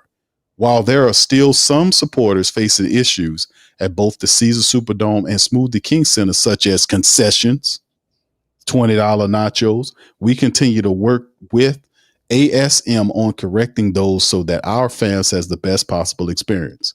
Concessions, high concessions, $20 nachos, $10 sodas, and all this crap. So, and then it goes into the this is what she really want to get to, the Smoothie King, the long-term lease agreements and renovations of the Smoothie King Center. And she says that she wants to get in the room and talk to the, here it is right here. She says, we've been working on the Superdome lease agreement for a long time. We finally got that settled. Now we're going to work on the arena, and it's going to be just the governor and I, Jeff Landry. I don't want anybody else in the room, just her and the governor and I both agree on that. When you get too many people involved, it becomes a big mess. The governor and I know what we need to do, and that's what we're going to do. No, you don't want nobody in the room because you don't want us to know what kind of deals that you hashing out with the Saints and the Pelicans with the state money. That's what it is. A lot of these agreements are sealed too, family. A lot of the money is sealed where you don't know what's going on with the Saints. That's what the seal was almost broken by the court when Gayle was sued by Tom Benson's girls. His daughters was suing her because when they got into it, he sided with Gayle and he kicked them off out of the will. He confiscated all their Mercedes Benzes and all of this. This was out in the public. I covered it on the Coma. He kicked them out of his will, took their cars from and all that. So they came back with a lawsuit to get their money back and get what they felt that they owed. So he didn't want to do nothing with him. So the lawyers threatened to break the seal on the agreements so they can get the justified money from what the Saints was getting, in terms of what they was making from the state and from other agreements. And what he did was he immediately settled with them. He did not want them to break the seal on the agreement so it become public knowledge of the actual monies, dollars between the Saints and the state. You would be appalled at how much money they get. We already know a lot of the information that they bank out. They get all the concessions. They get all the merchandising money. They pull the parking revenue, all of that. They get all of that money. plus the towers, the Benson towers that they got it for pennies on the dollars from the state. The state was renting out suites in the Benson tower. All they had to do was renovate the tower. The state say they will rent the suites out because they have state offices in that tower, that they will rent out those suites, and they were paying double the rent with taxpayer money to the Bensons. I know all about it, bro. This is what I do. And this is what kind of arrangements they have. So it's all about $1.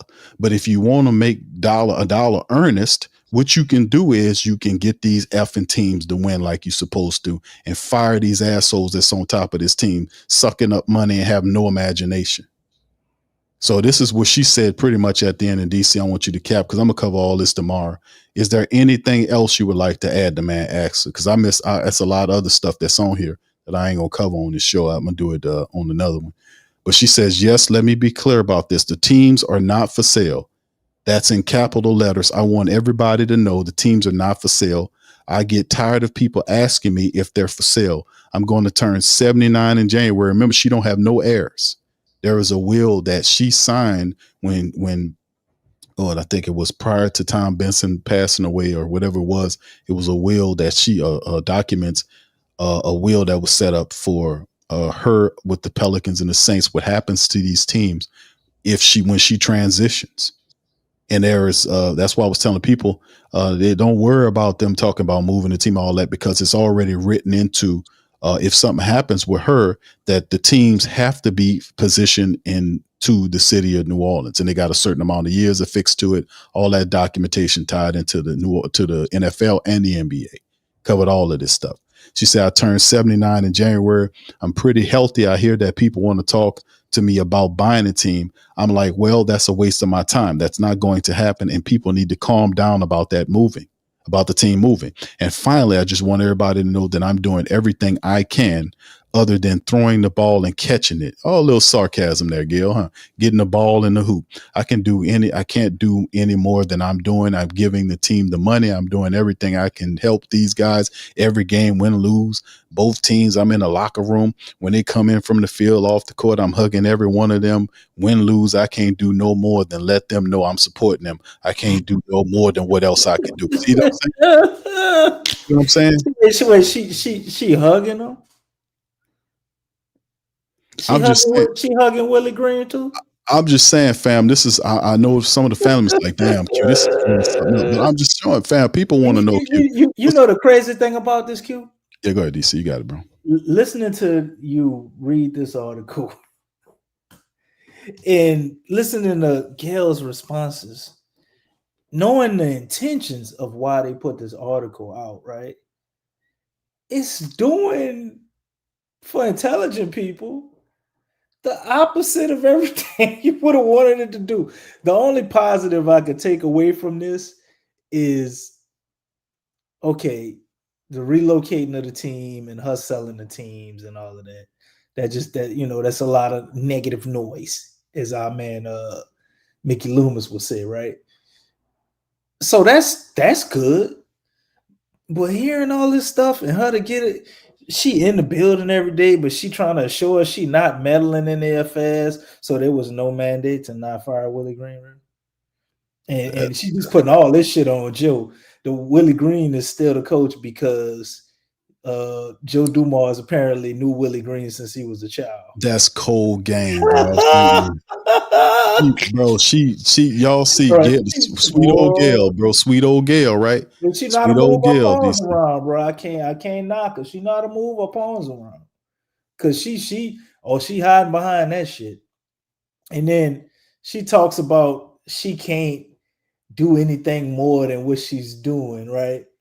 And my man in the comment, who that was, said $6 water bottles slips out $20 nachos, right? Well, Gayle, you're the owner. You could lower the concession prices, huh? She passed the buck on that. You gotta talk to a whole board of people to do that, and you're the owner. You don't. But nobody is over the team. It's just so many holes in everything she's saying that just don't make no sense. A lot of mistruths, bro. A lot of mistruths. Oh yeah. So I know it's like she didn't come up with these stories, but she definitely meddled in the people's responses. It probably would have been better if she'd have just let them respond and not said anything, and they'd have just said Miss Benson said this. But man, power is addictive, man, and that's one thing. People get power and they want more power. And somebody like Gayle, who has power, but she wants to keep her image. She has a certain image she wants to portray. So she's going to come across as this sweet old lady that don't have no power. I'm just here trying DC, everything DC, you know what this reminds me of, bro? Would have wanted, and I don't meddle in anything. You remember when Warren Buffett was getting negative press because of his greedy demeanor and these aggressive business deals that he was doing back in the day, and so they wanted to. And the same thing happened with the Gates guy. They were getting negative press because of their investments, like Gates was doing this stuff with Monsanto that was literally tearing up the planet, and this genetically modified garbage, all this kind of stuff that he was tied to, that he was funding. So what they did with Warren Buffett and these other guys to kind of soften their image, they started having Warren Buffett seen in public eating ice cream cones. That was one of the things that they do. Yeah. Oh yeah. That was what it was, soften his image. You can Google pictures out in public with Warren Buffett eating ice cream. Just Google it. And they'll show different pictures with Warren Buffett out with ice cream cones out in the public eating it. And they figured out, his teams had this whole little thing where it'll soften his image to see him as a kindly, spindly old man who eats ice cream and all this kind of stuff. They did it with Gates. They changed Gates' images, have him wearing softer colored clothes and pink and pastel colors and all this kind of stuff. Had him with vests on and all this kind of. This is how they soften their public images. But with Gayle has spent a lot of time and money softening her image. Remember, Gayle had a nasty disposition in terms of what Tom Benson's girls was saying, because they were mad at Gayle because she wasn't giving Tom Benson his medicine. They said that she was giving him wine and candy. That was in their statements about Gayle, and they were really after Gayle. Remember, they were lined up for it until Gayle got it all. Now she got it all. So the whole reality is she has this cultivated image of being a nice old grandma, but Gayle can't be too nice if she was able to beat all them girls by herself, claw to the top of it, become an interior decorator, and now she's the richest woman in the state. That's quite crafty. I would caution people to be mindful of who Gayle Benson really is, because kindly old ladies don't make it to the top of the mountain in that type of industry without having some claws and some brains and everything else. So, like I said, man, she's more than meat. She more than meets the eye, man. This whole grandma image and hugging on the players when they already got parents and all this kind of stuff, that ain't gonna cut nothing, Gayle. You can't protect the Dennis Lausches and the Mickey Loomises of the world forever. At some point, you're gonna have to get up off this team. At some point, we all gotta, sometimes, I often say, us like, man, the only thing gets some of these guys out of here is the Grim Reaper got to tap them on the shoulder and say, okay, it's time for you to take a trip, partner. That's how we got to get rid of some of these people. We can't actually look at the record and say, hey, man, you're not doing a good job. It's a reason why people are failing. You got to look at the top. You got to go through each one. And that's why I'll be telling her, listen, she needs to do a organizational audit, DC. You need to do all, and I'm not talking economics. I'm talking about like going over and grading the performances of these people. She needs to do that, but she's not doing none of that. She doesn't have an identity of her own. She doesn't. Everything she's doing is what was left to her to do. She has no identity at all. He left her these people, and she keeping these people. That's how she stands. She has no identity at all. Her tenure under the Pelicans has been a joke. She don't know what she's doing, but she doesn't hire the proper personnel. And there are organizations where you can reach out to, people you can hire, or go and hire you a general manager, or you tell them what you're looking for. Or as simple as, like we talked on the previous show, family, going to San Antonio, going to OKC, going to the Boston Celtics and getting guys from their leadership group. How hard is that? We've seen that that's a tried and proven method. You go to OKC and get the assistant guy to come there and bring some of that winning thought process, or from Boston, or from, you see what I'm saying? From San Antonio, teams that have a culture of winning and responsibility, accountability. And you bring them guys, say, we want a little of that, bring it here. And you go from there. But she had, like I told y'all, she has no identity.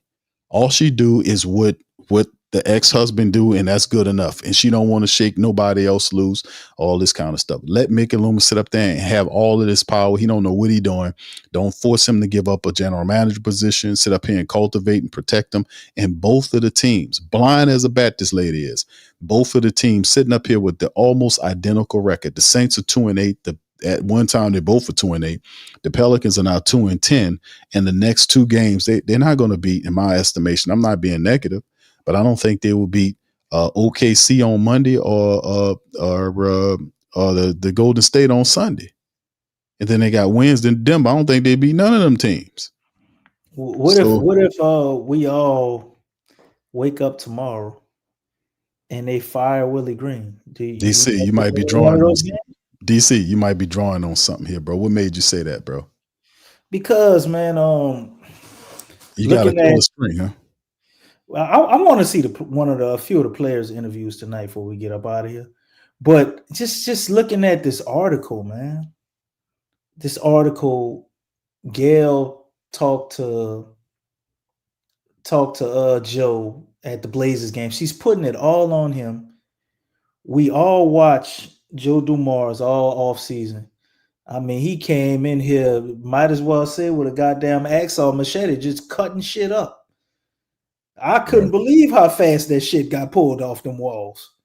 All that joy and I knew he was gonna come in here and change stuff, but to see him have the foresight to do something like that, to everybody that might seem small, but to us, we've been sitting here talking about these dumbass words on the wall for years, man. For years. And the first thing that man do when he come in here is pull that shit down. Pull that shit off of there. So you can't tell me a person with that type of foresight or thinking to be able to put together and build a culture within the team did not identify Willie Green as a problem. Right. Now, maybe the way he handled Willie Green with the media is because he saw him grow up as a child. Maybe that played into the whole thing with him saying it's not a mandate to not fire him. Like, he might not genuinely want the guy to look bad. We talk about this all the time. A lot of people seem to like Willie Green, the person. They just hate Willie Green, the coach. Right? So, seeing her drop this article and basically just put it all on Joe Dumars, put it all in his lap. Why would Ms. Benson do this if he truly does have the power now to fire him? It's just such a big emphasis on it, man. Like, it's got to be soon. It has to be soon. She said, other than the team staying here and, a few other things we pointed out, this is the most important statement, at least from the Pelicans' viewpoint, of this article. She said this team is built to win now. Joe said that too. Now. Yeah.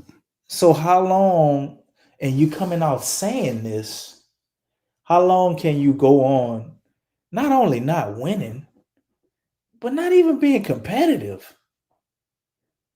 Or they can't be that retarded to come out and say something like that and then think people won't hold them accountable to that or throw that back in their face. So the change on Willie, it's got to be soon. I say worst case scenario, the Black Friday Thanksgiving rumor may be true. Worst case scenario, or we could very well see this man gone tomorrow, or at least before they go on their road trip. So they got 2 more games at home, right? Denver and the Thunder. Maybe they feel like that's too much because maybe they feel like we was going to lose 3 anyway. Zion not coming back, and they pull the plug, Tuesday. Or they just do it tomorrow. They got 3 games at home. It's Golden State, OKC, and Denver on Wednesday. Yeah. I'm already in my mind. the Golden State game has already taken place and we lost. Okay. So I'm Okay. saying 2 more because it's like, that's the next one up, and it's the automatic L. Unless they fire Willie Green tomorrow, then I think we got a chance to maybe win one of these games. I think it's just really, I think people are, and the family members, I'm with y'all, man. I'm just fatigued about Willie Green because you cannot rationalize this, man.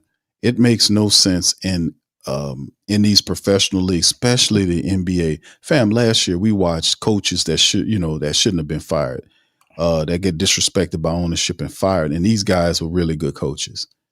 And we turn around, it's like bizarro land. We watch the Pelicans and like, man, we would love to have a Taylor Jenkins. We would love to have a Mike Malone as our coach. We would love to have these guys. And the Pelicans are sitting up here trying to give extra time for Willie Green to figure something out. And it's been 5 years, fam. We're going on 5 years. Man, I wish I could find a situation where I could make millions of dollars, man, and people be that patient with me, bro. Yeah, and he does. That's an amazing opportunity, man. It's crazy, bro. No matter what you can do it, you just locked in. I don't get that, though. I don't understand because they've given the man multiple years and opportunity. Fam, he lost his team last year. He called them soft. There are players that have quit on Willie Green right now. They're not allowing his name to be mentioned at the start of the games because they don't want him to get booed. They know this is ridiculous. Nobody does this in terms of a VP or a G. They know their lifespan is not short. It will be cut short if they would do stuff like this. This is not Joe Dumars. We've seen Joe Dumars operate in Detroit, DC. This is not Joe Dumars doing this. And you astutely mentioned that in the article. Gayle Benson literally put that shit in Joe Dumars' lap and it's his situation, it's his, and then literally just told a straight out fabricated, just throw straight fabricated garbage, straight misinformation that she doesn't meddle in the teams when we know we have documented proof that she meddled in the team. Remember when Elvin Gentry left, he talked mad smack about David Griffin, right? We knew that she was the one that forced him to keep Al Gentry his first year as the VP. He did not want to keep Al Gentry. She said, no, keep him for that year. She did the same damn thing, the exact same thing. Oh, wait, nah, she don't meddle in the affairs, man. That was David. That's not what I seen. That's and not Joe what I seen, bro. Came here and did the exact same thing that David Griffin did that didn't work.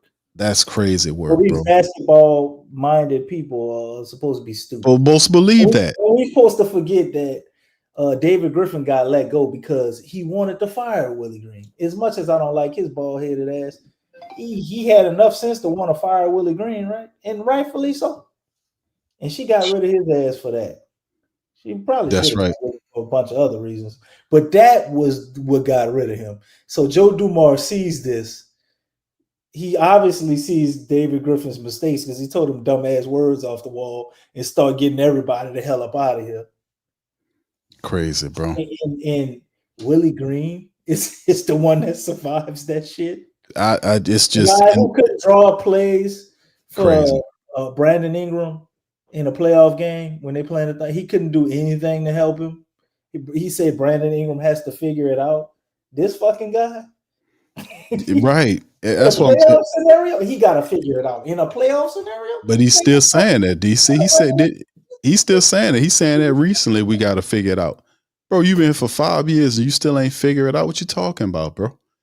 That's what I'm saying. It makes no sense. This and only it fits her. She's the main one, and she talking about they all accountable. Fam, in this article, this a 70-year-old, 79-year-old, or 79, I think she is.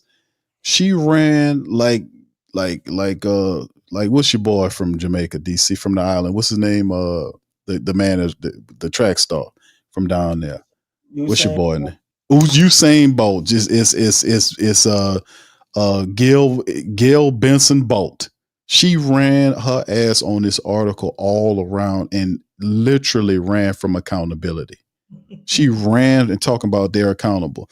She did not take any accountability of what she's doing with this That ain't team. her fault. She ain't did nothing. Nothing. She ain't do nothing. It's on Joe. It's on Joe. And we know she the reason why Willie Green's still here. She the reason why the team is doing mutiny on this dude right now. He's not supposed to be here. She's the reason. Joe Dumars him and Troy Weaver don't behave like that. If guys are losing, they gonna fire them guys because they know they on the time clock. Joe Dumars ain't going to do all those moves to get Derek Queen 2 picks and take bowls from all these people. He told you at the door, hey, man, I'm trying to win right now. We're not trying to play this long game. If you're trying to win right now, then why is Willie Green still here? That's her. Now that she's throwing into his lap after the Portland, remember the key was she said the discussion at Portland. She said they're supposed to be talking and then says later on they talk every day. But they talked during the Portland game. That's when they came up with a consensus that, okay, we're going to put it in your lap and see what happens. So, like I said, fam, I ain't trying to throw any false hope out there to the fam because I know y'all fire Willie Green fatigued. And when it happens, people are going to be like, man, whatever, man. That's how they're going to be. People are going to be like, when they finally fire Willie Green, man, whatever.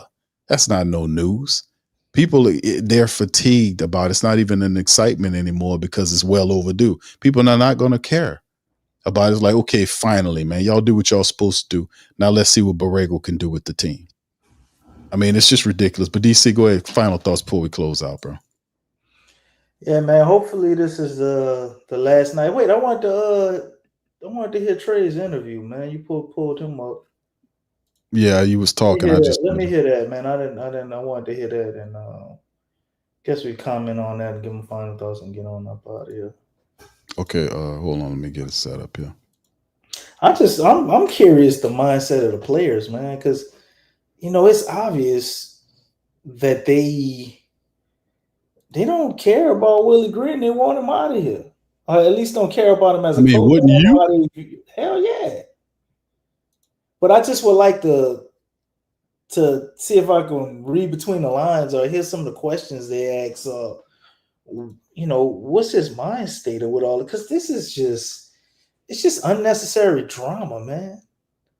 And it shouldn't be.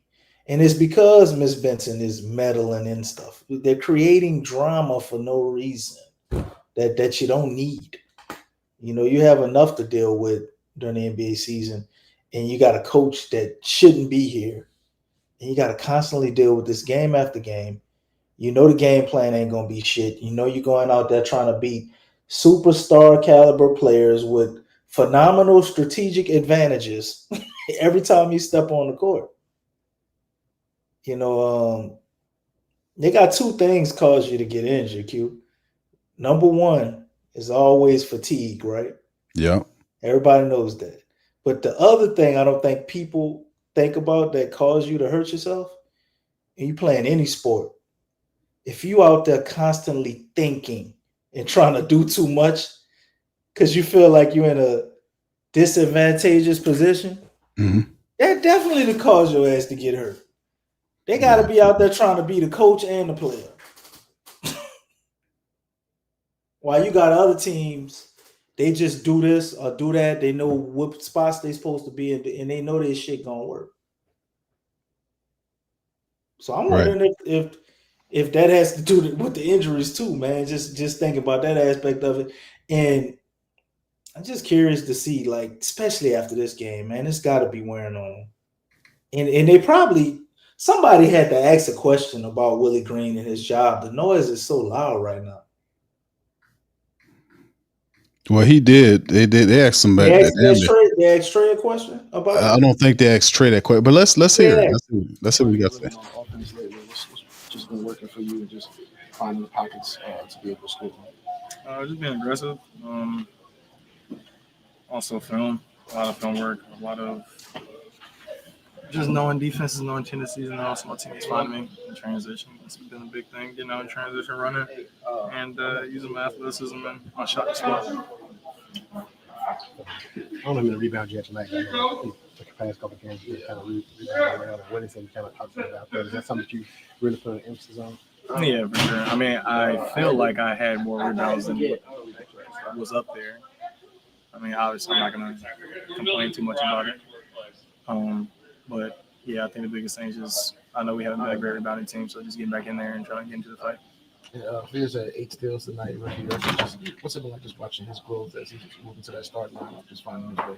No, it's great. I mean, I didn't know he had 8 steals. That's a lot, especially for anybody, not even just a rookie. I think that's one of the things that, as a rookie, people are going to try to target you, and if you set the precedent earlier and you're not going for it, then they'll stop going at you. So it was great that he's locking in that in.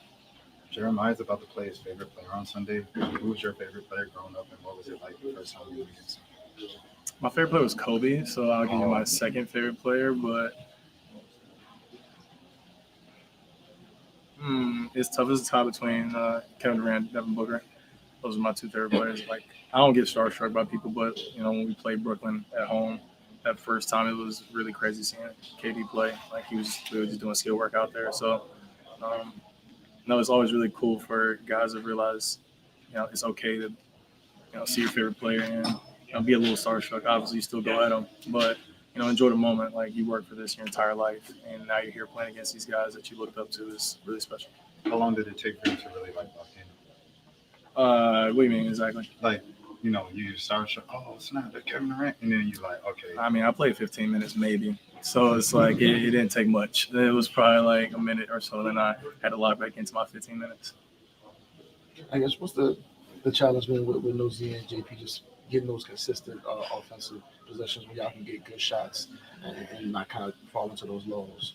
I mean, it's tough. I mean, any team loser and one of their top 3 guys, it's gonna be tough to really make up for that, especially with how much attention Z brings to the team on the court. So, hopefully have them back soon. But we also have to figure out how to play without them because there's many teams that lose their guys and they still find ways to win. So that's on us as well. With your recent, 41 and then 35 tonight, is that something that you're coming to expect us to do more of, or is it lineup related where you just feel like right now you're more relied upon to score? I mean, I can score whoever's on the court. I think it's also just game by game basis, figuring out what the game needs. Obviously, I have to be aggressive, especially right now. And even when guys do come back, I'm still going to continue to be aggressive. That's something that I've worked for, and I'm not going to just let that just dial down because there's other people on the court. So how do y'all handle like the outside noise? There's a lot of outside noise. But how do y'all kind of handle? What outside noise? I mean, just like talk about Willie and. I haven't heard anything actually. Anybody else? Yeah, along the same topic. Whether you hear anything or not, you start, whatever the record is now. Do you think guys are wondering? I mean, are you wondering how stable the situation is? We just got to play the game, no matter who is out there on the floor, no matter who's coaching, no matter who's in the stands. We're the ones out there on the court. We're the ones that produce. Professionals, at the end of the day, this is our job. If you don't show up and do your job, and that's on you. So that's us. We have to go out there and do our jobs, play hard, play defense, run the ball, start third quarter as well, all that. So that's us. That's us on the court. Do you think somewhat increases in availability of personnel has anything to do with how competitive the team has been? I mean, that's been the story of the past 5 years. So it's not really like something we can really make an excuse for. It's also the NBA. It's an 82-game season. No team's going to be fully healthy the entire time. So that's on us to figure that out. All right. So, I mean, DC, go ahead, comment, bro. That's why you get the big bucks, Q. That is a political speak. Bro, But my man Hoffa hit it on the nose.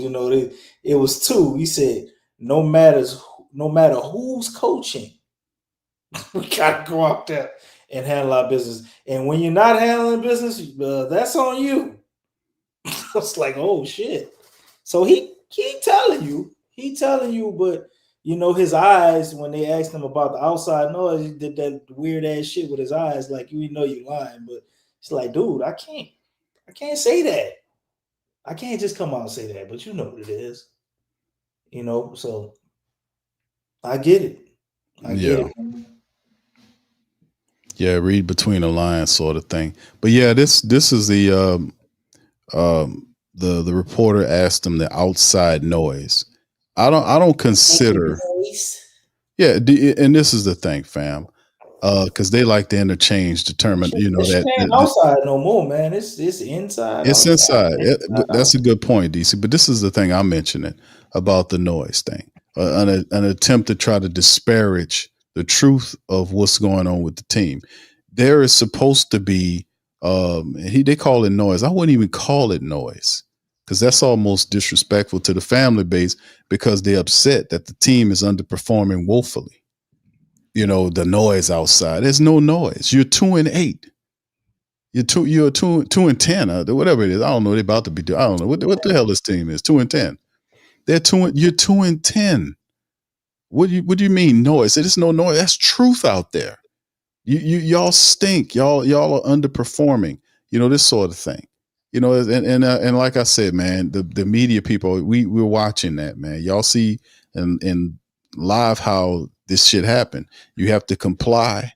You have to be You have to apply and be soft. And Stacey, right? These were chump ass questions. A lot of these was punk ass questions. Did Kevin Durant question about him and all this? Who cares about that, bro?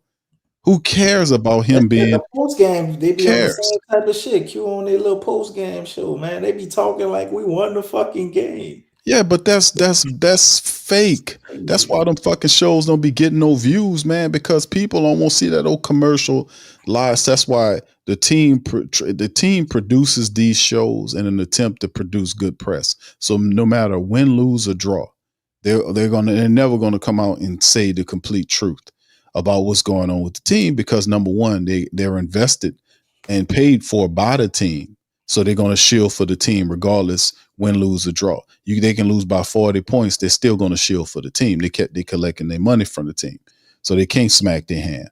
But from us, what about Memphis? And they was asking Ja them goddamn questions and he answered them too. But that's a different why other teams, what I'm saying, why other teams have media where they can just ask them? It's not a crazy question. Like why they just because real shit. I mean, DC, you talking about the same team that turns off its comment sections when the Pelicans were getting hammered and they were getting blown out. The Pelicans people literally turned off their comment sections because people filled the chats with Fire Willie Green. So instead of hearing you, they just turned the chat off. So that tell you everything you know. Well, just read words directly from the ownership, DC, that tell you that she's accountable when she just created a bunch of mistruths about her role and what's going on with the team currently. The team she threw Joe Dumars under the bus. It's not Joe Dumars' fault. He just got here 5-6+ months ago. He made trades and moves. The reason why Willie Green is here, and Joe Dumars knows Willie Green. That's why he needs to fire him. He knows Willie Green from a child. He been know Willie Green is a good dude, but Willie Green is not a good coach. They all know that. And the only reason why he still got a job here is because of her.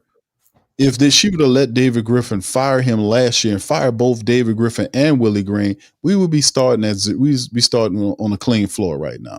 She's responsible for all this madness and moonwalked her ass up out of there and put it on Joe.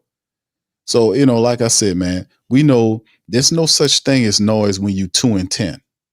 There's no such thing when you're 2-10. That's truth out there. The family base, the support base is telling the truth. They are saying this team is underperforming, and this is a shame before the base. So for you to throw out, how you deal about the noise out there? What the fuck you mean the noise out there? These people out here have a right to be mad about what's going on with the team. This nigga called it a noise. I'm kind of upset. I'm upset by that little shilling he did there. That's not noise, man.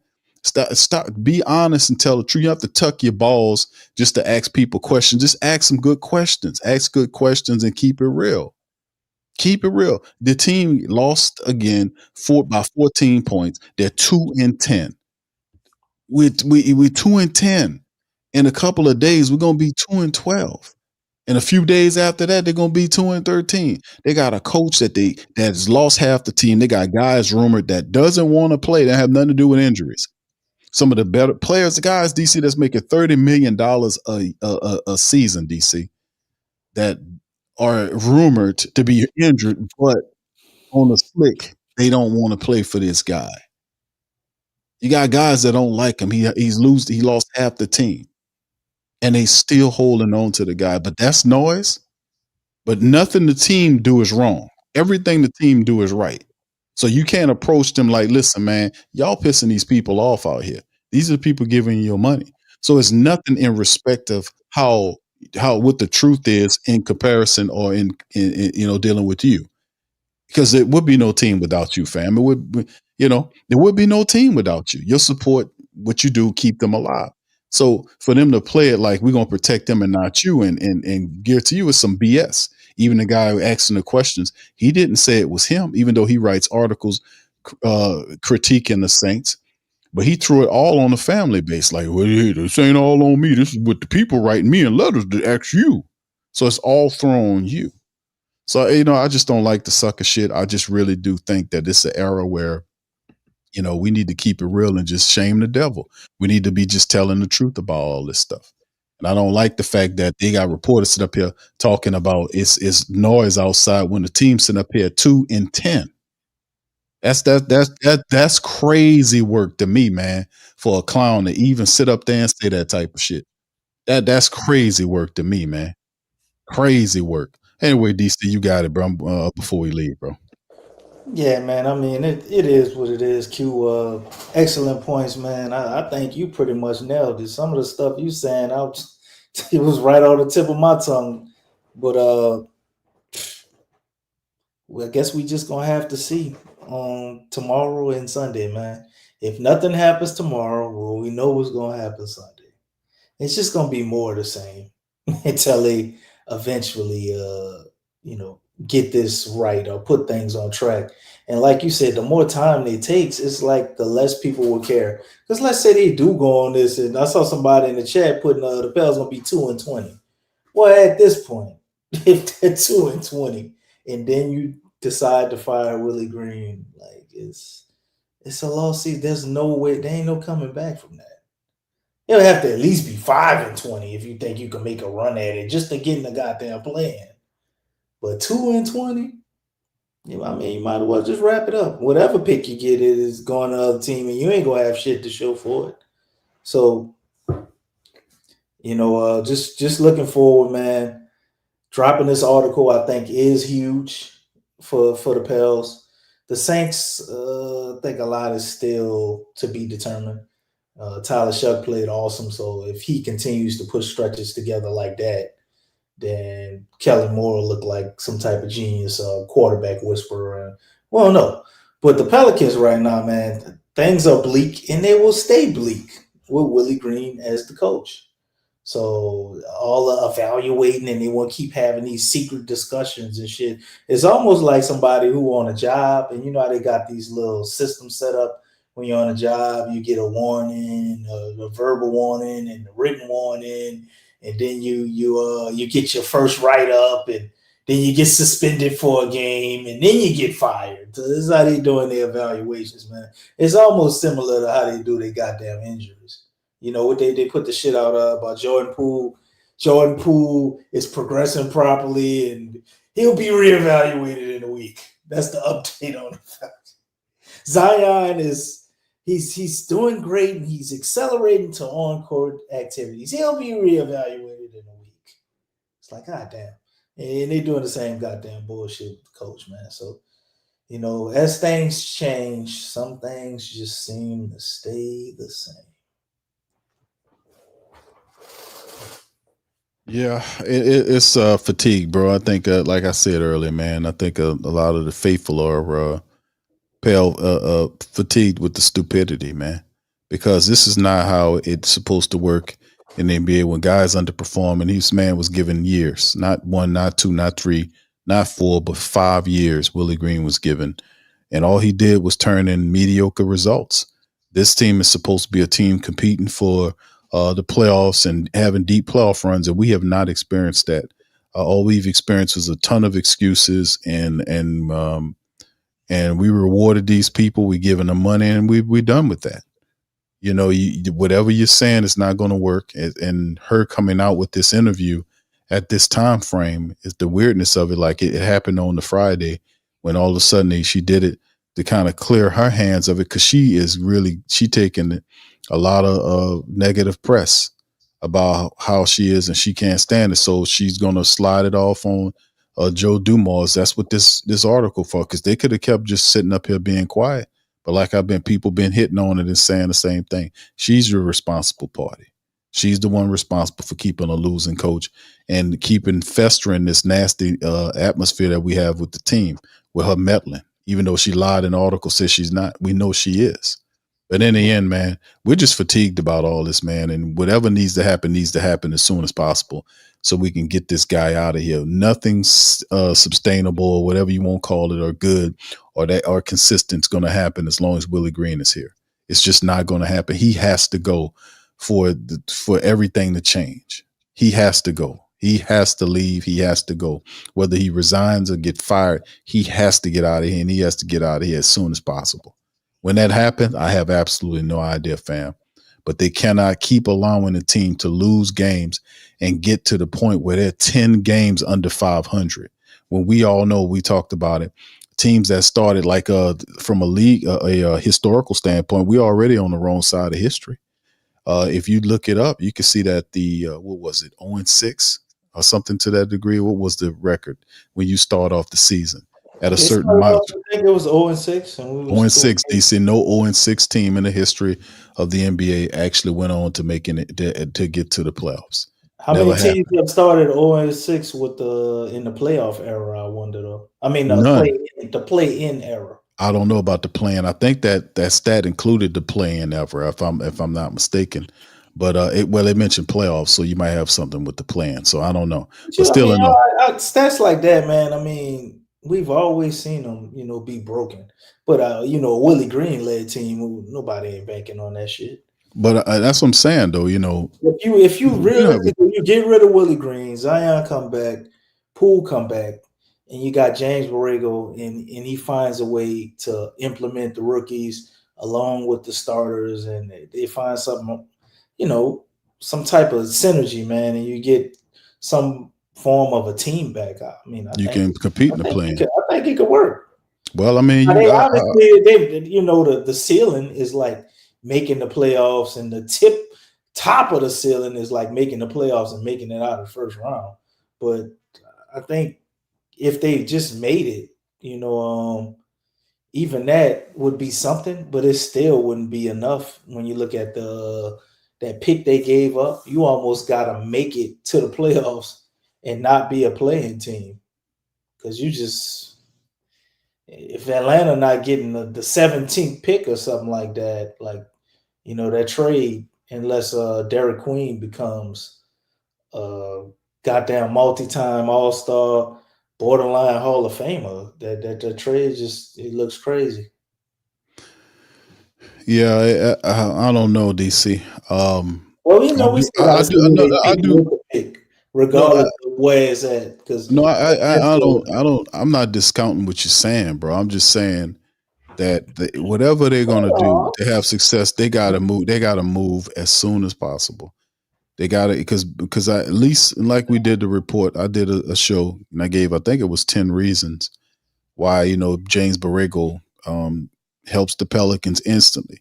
And I'm not gonna go through the whole thing, but if y'all didn't get the chance to see that, you can look in the PPR reports and you'll see it. 10 really good reasons, and one of the 10 I gave was the fact that when Borrego comes, he will give the Pelicans an identity. They'll actually have an identity to play behind. He'll have them moving the ball because his offense, his mindset is predicated on ball movement and player movement. So he'll have them moving. He'll have them, passing the ball, and he'll give them structure. That's something that Willie Green has not done here. They don't have an offense or a defensive philosophy. And also James Borrego is big on communication. He's big on, which the Pelicans are poor on. A lot of the defensive rotations are poorish.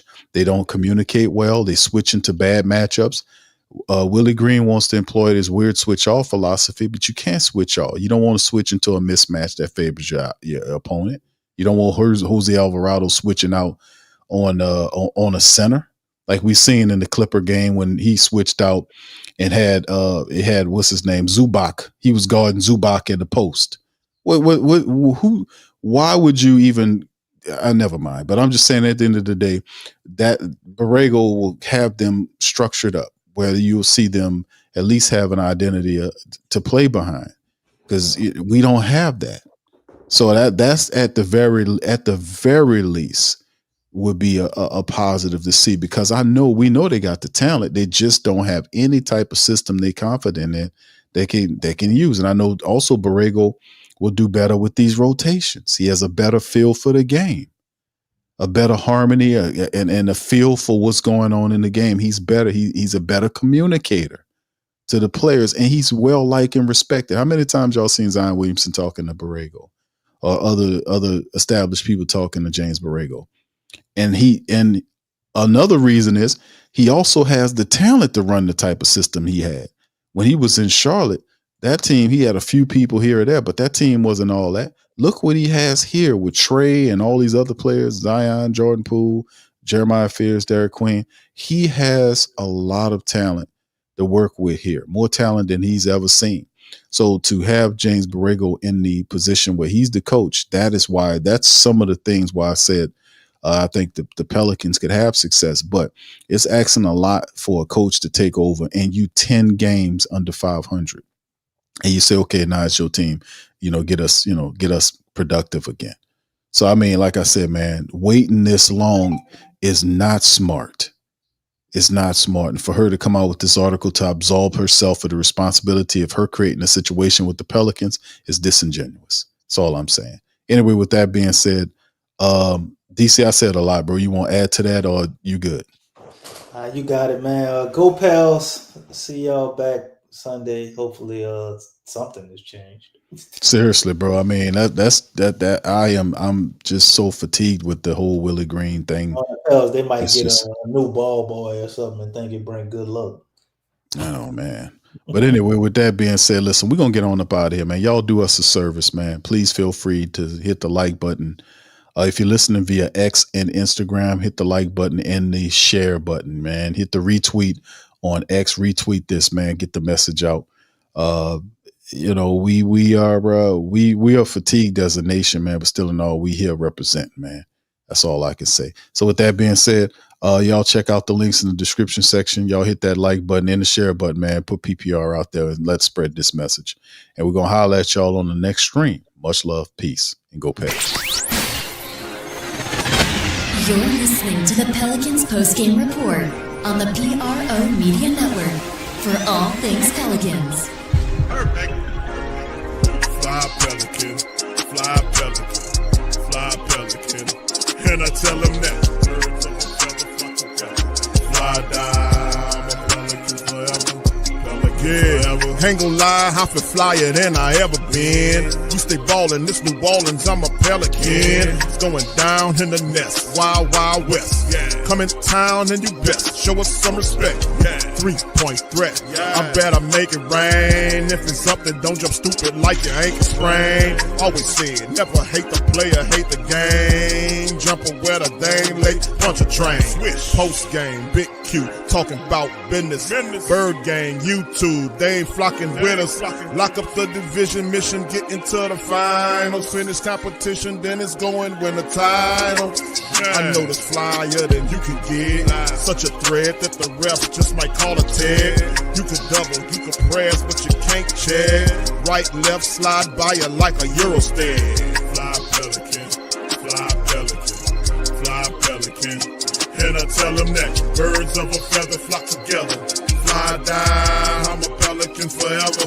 Pelican forever. And never, and never, and never, and never, and never, and never. Say birds of a feather flock together. Yeah, fly down, I'm a Pelican forever. Pelican.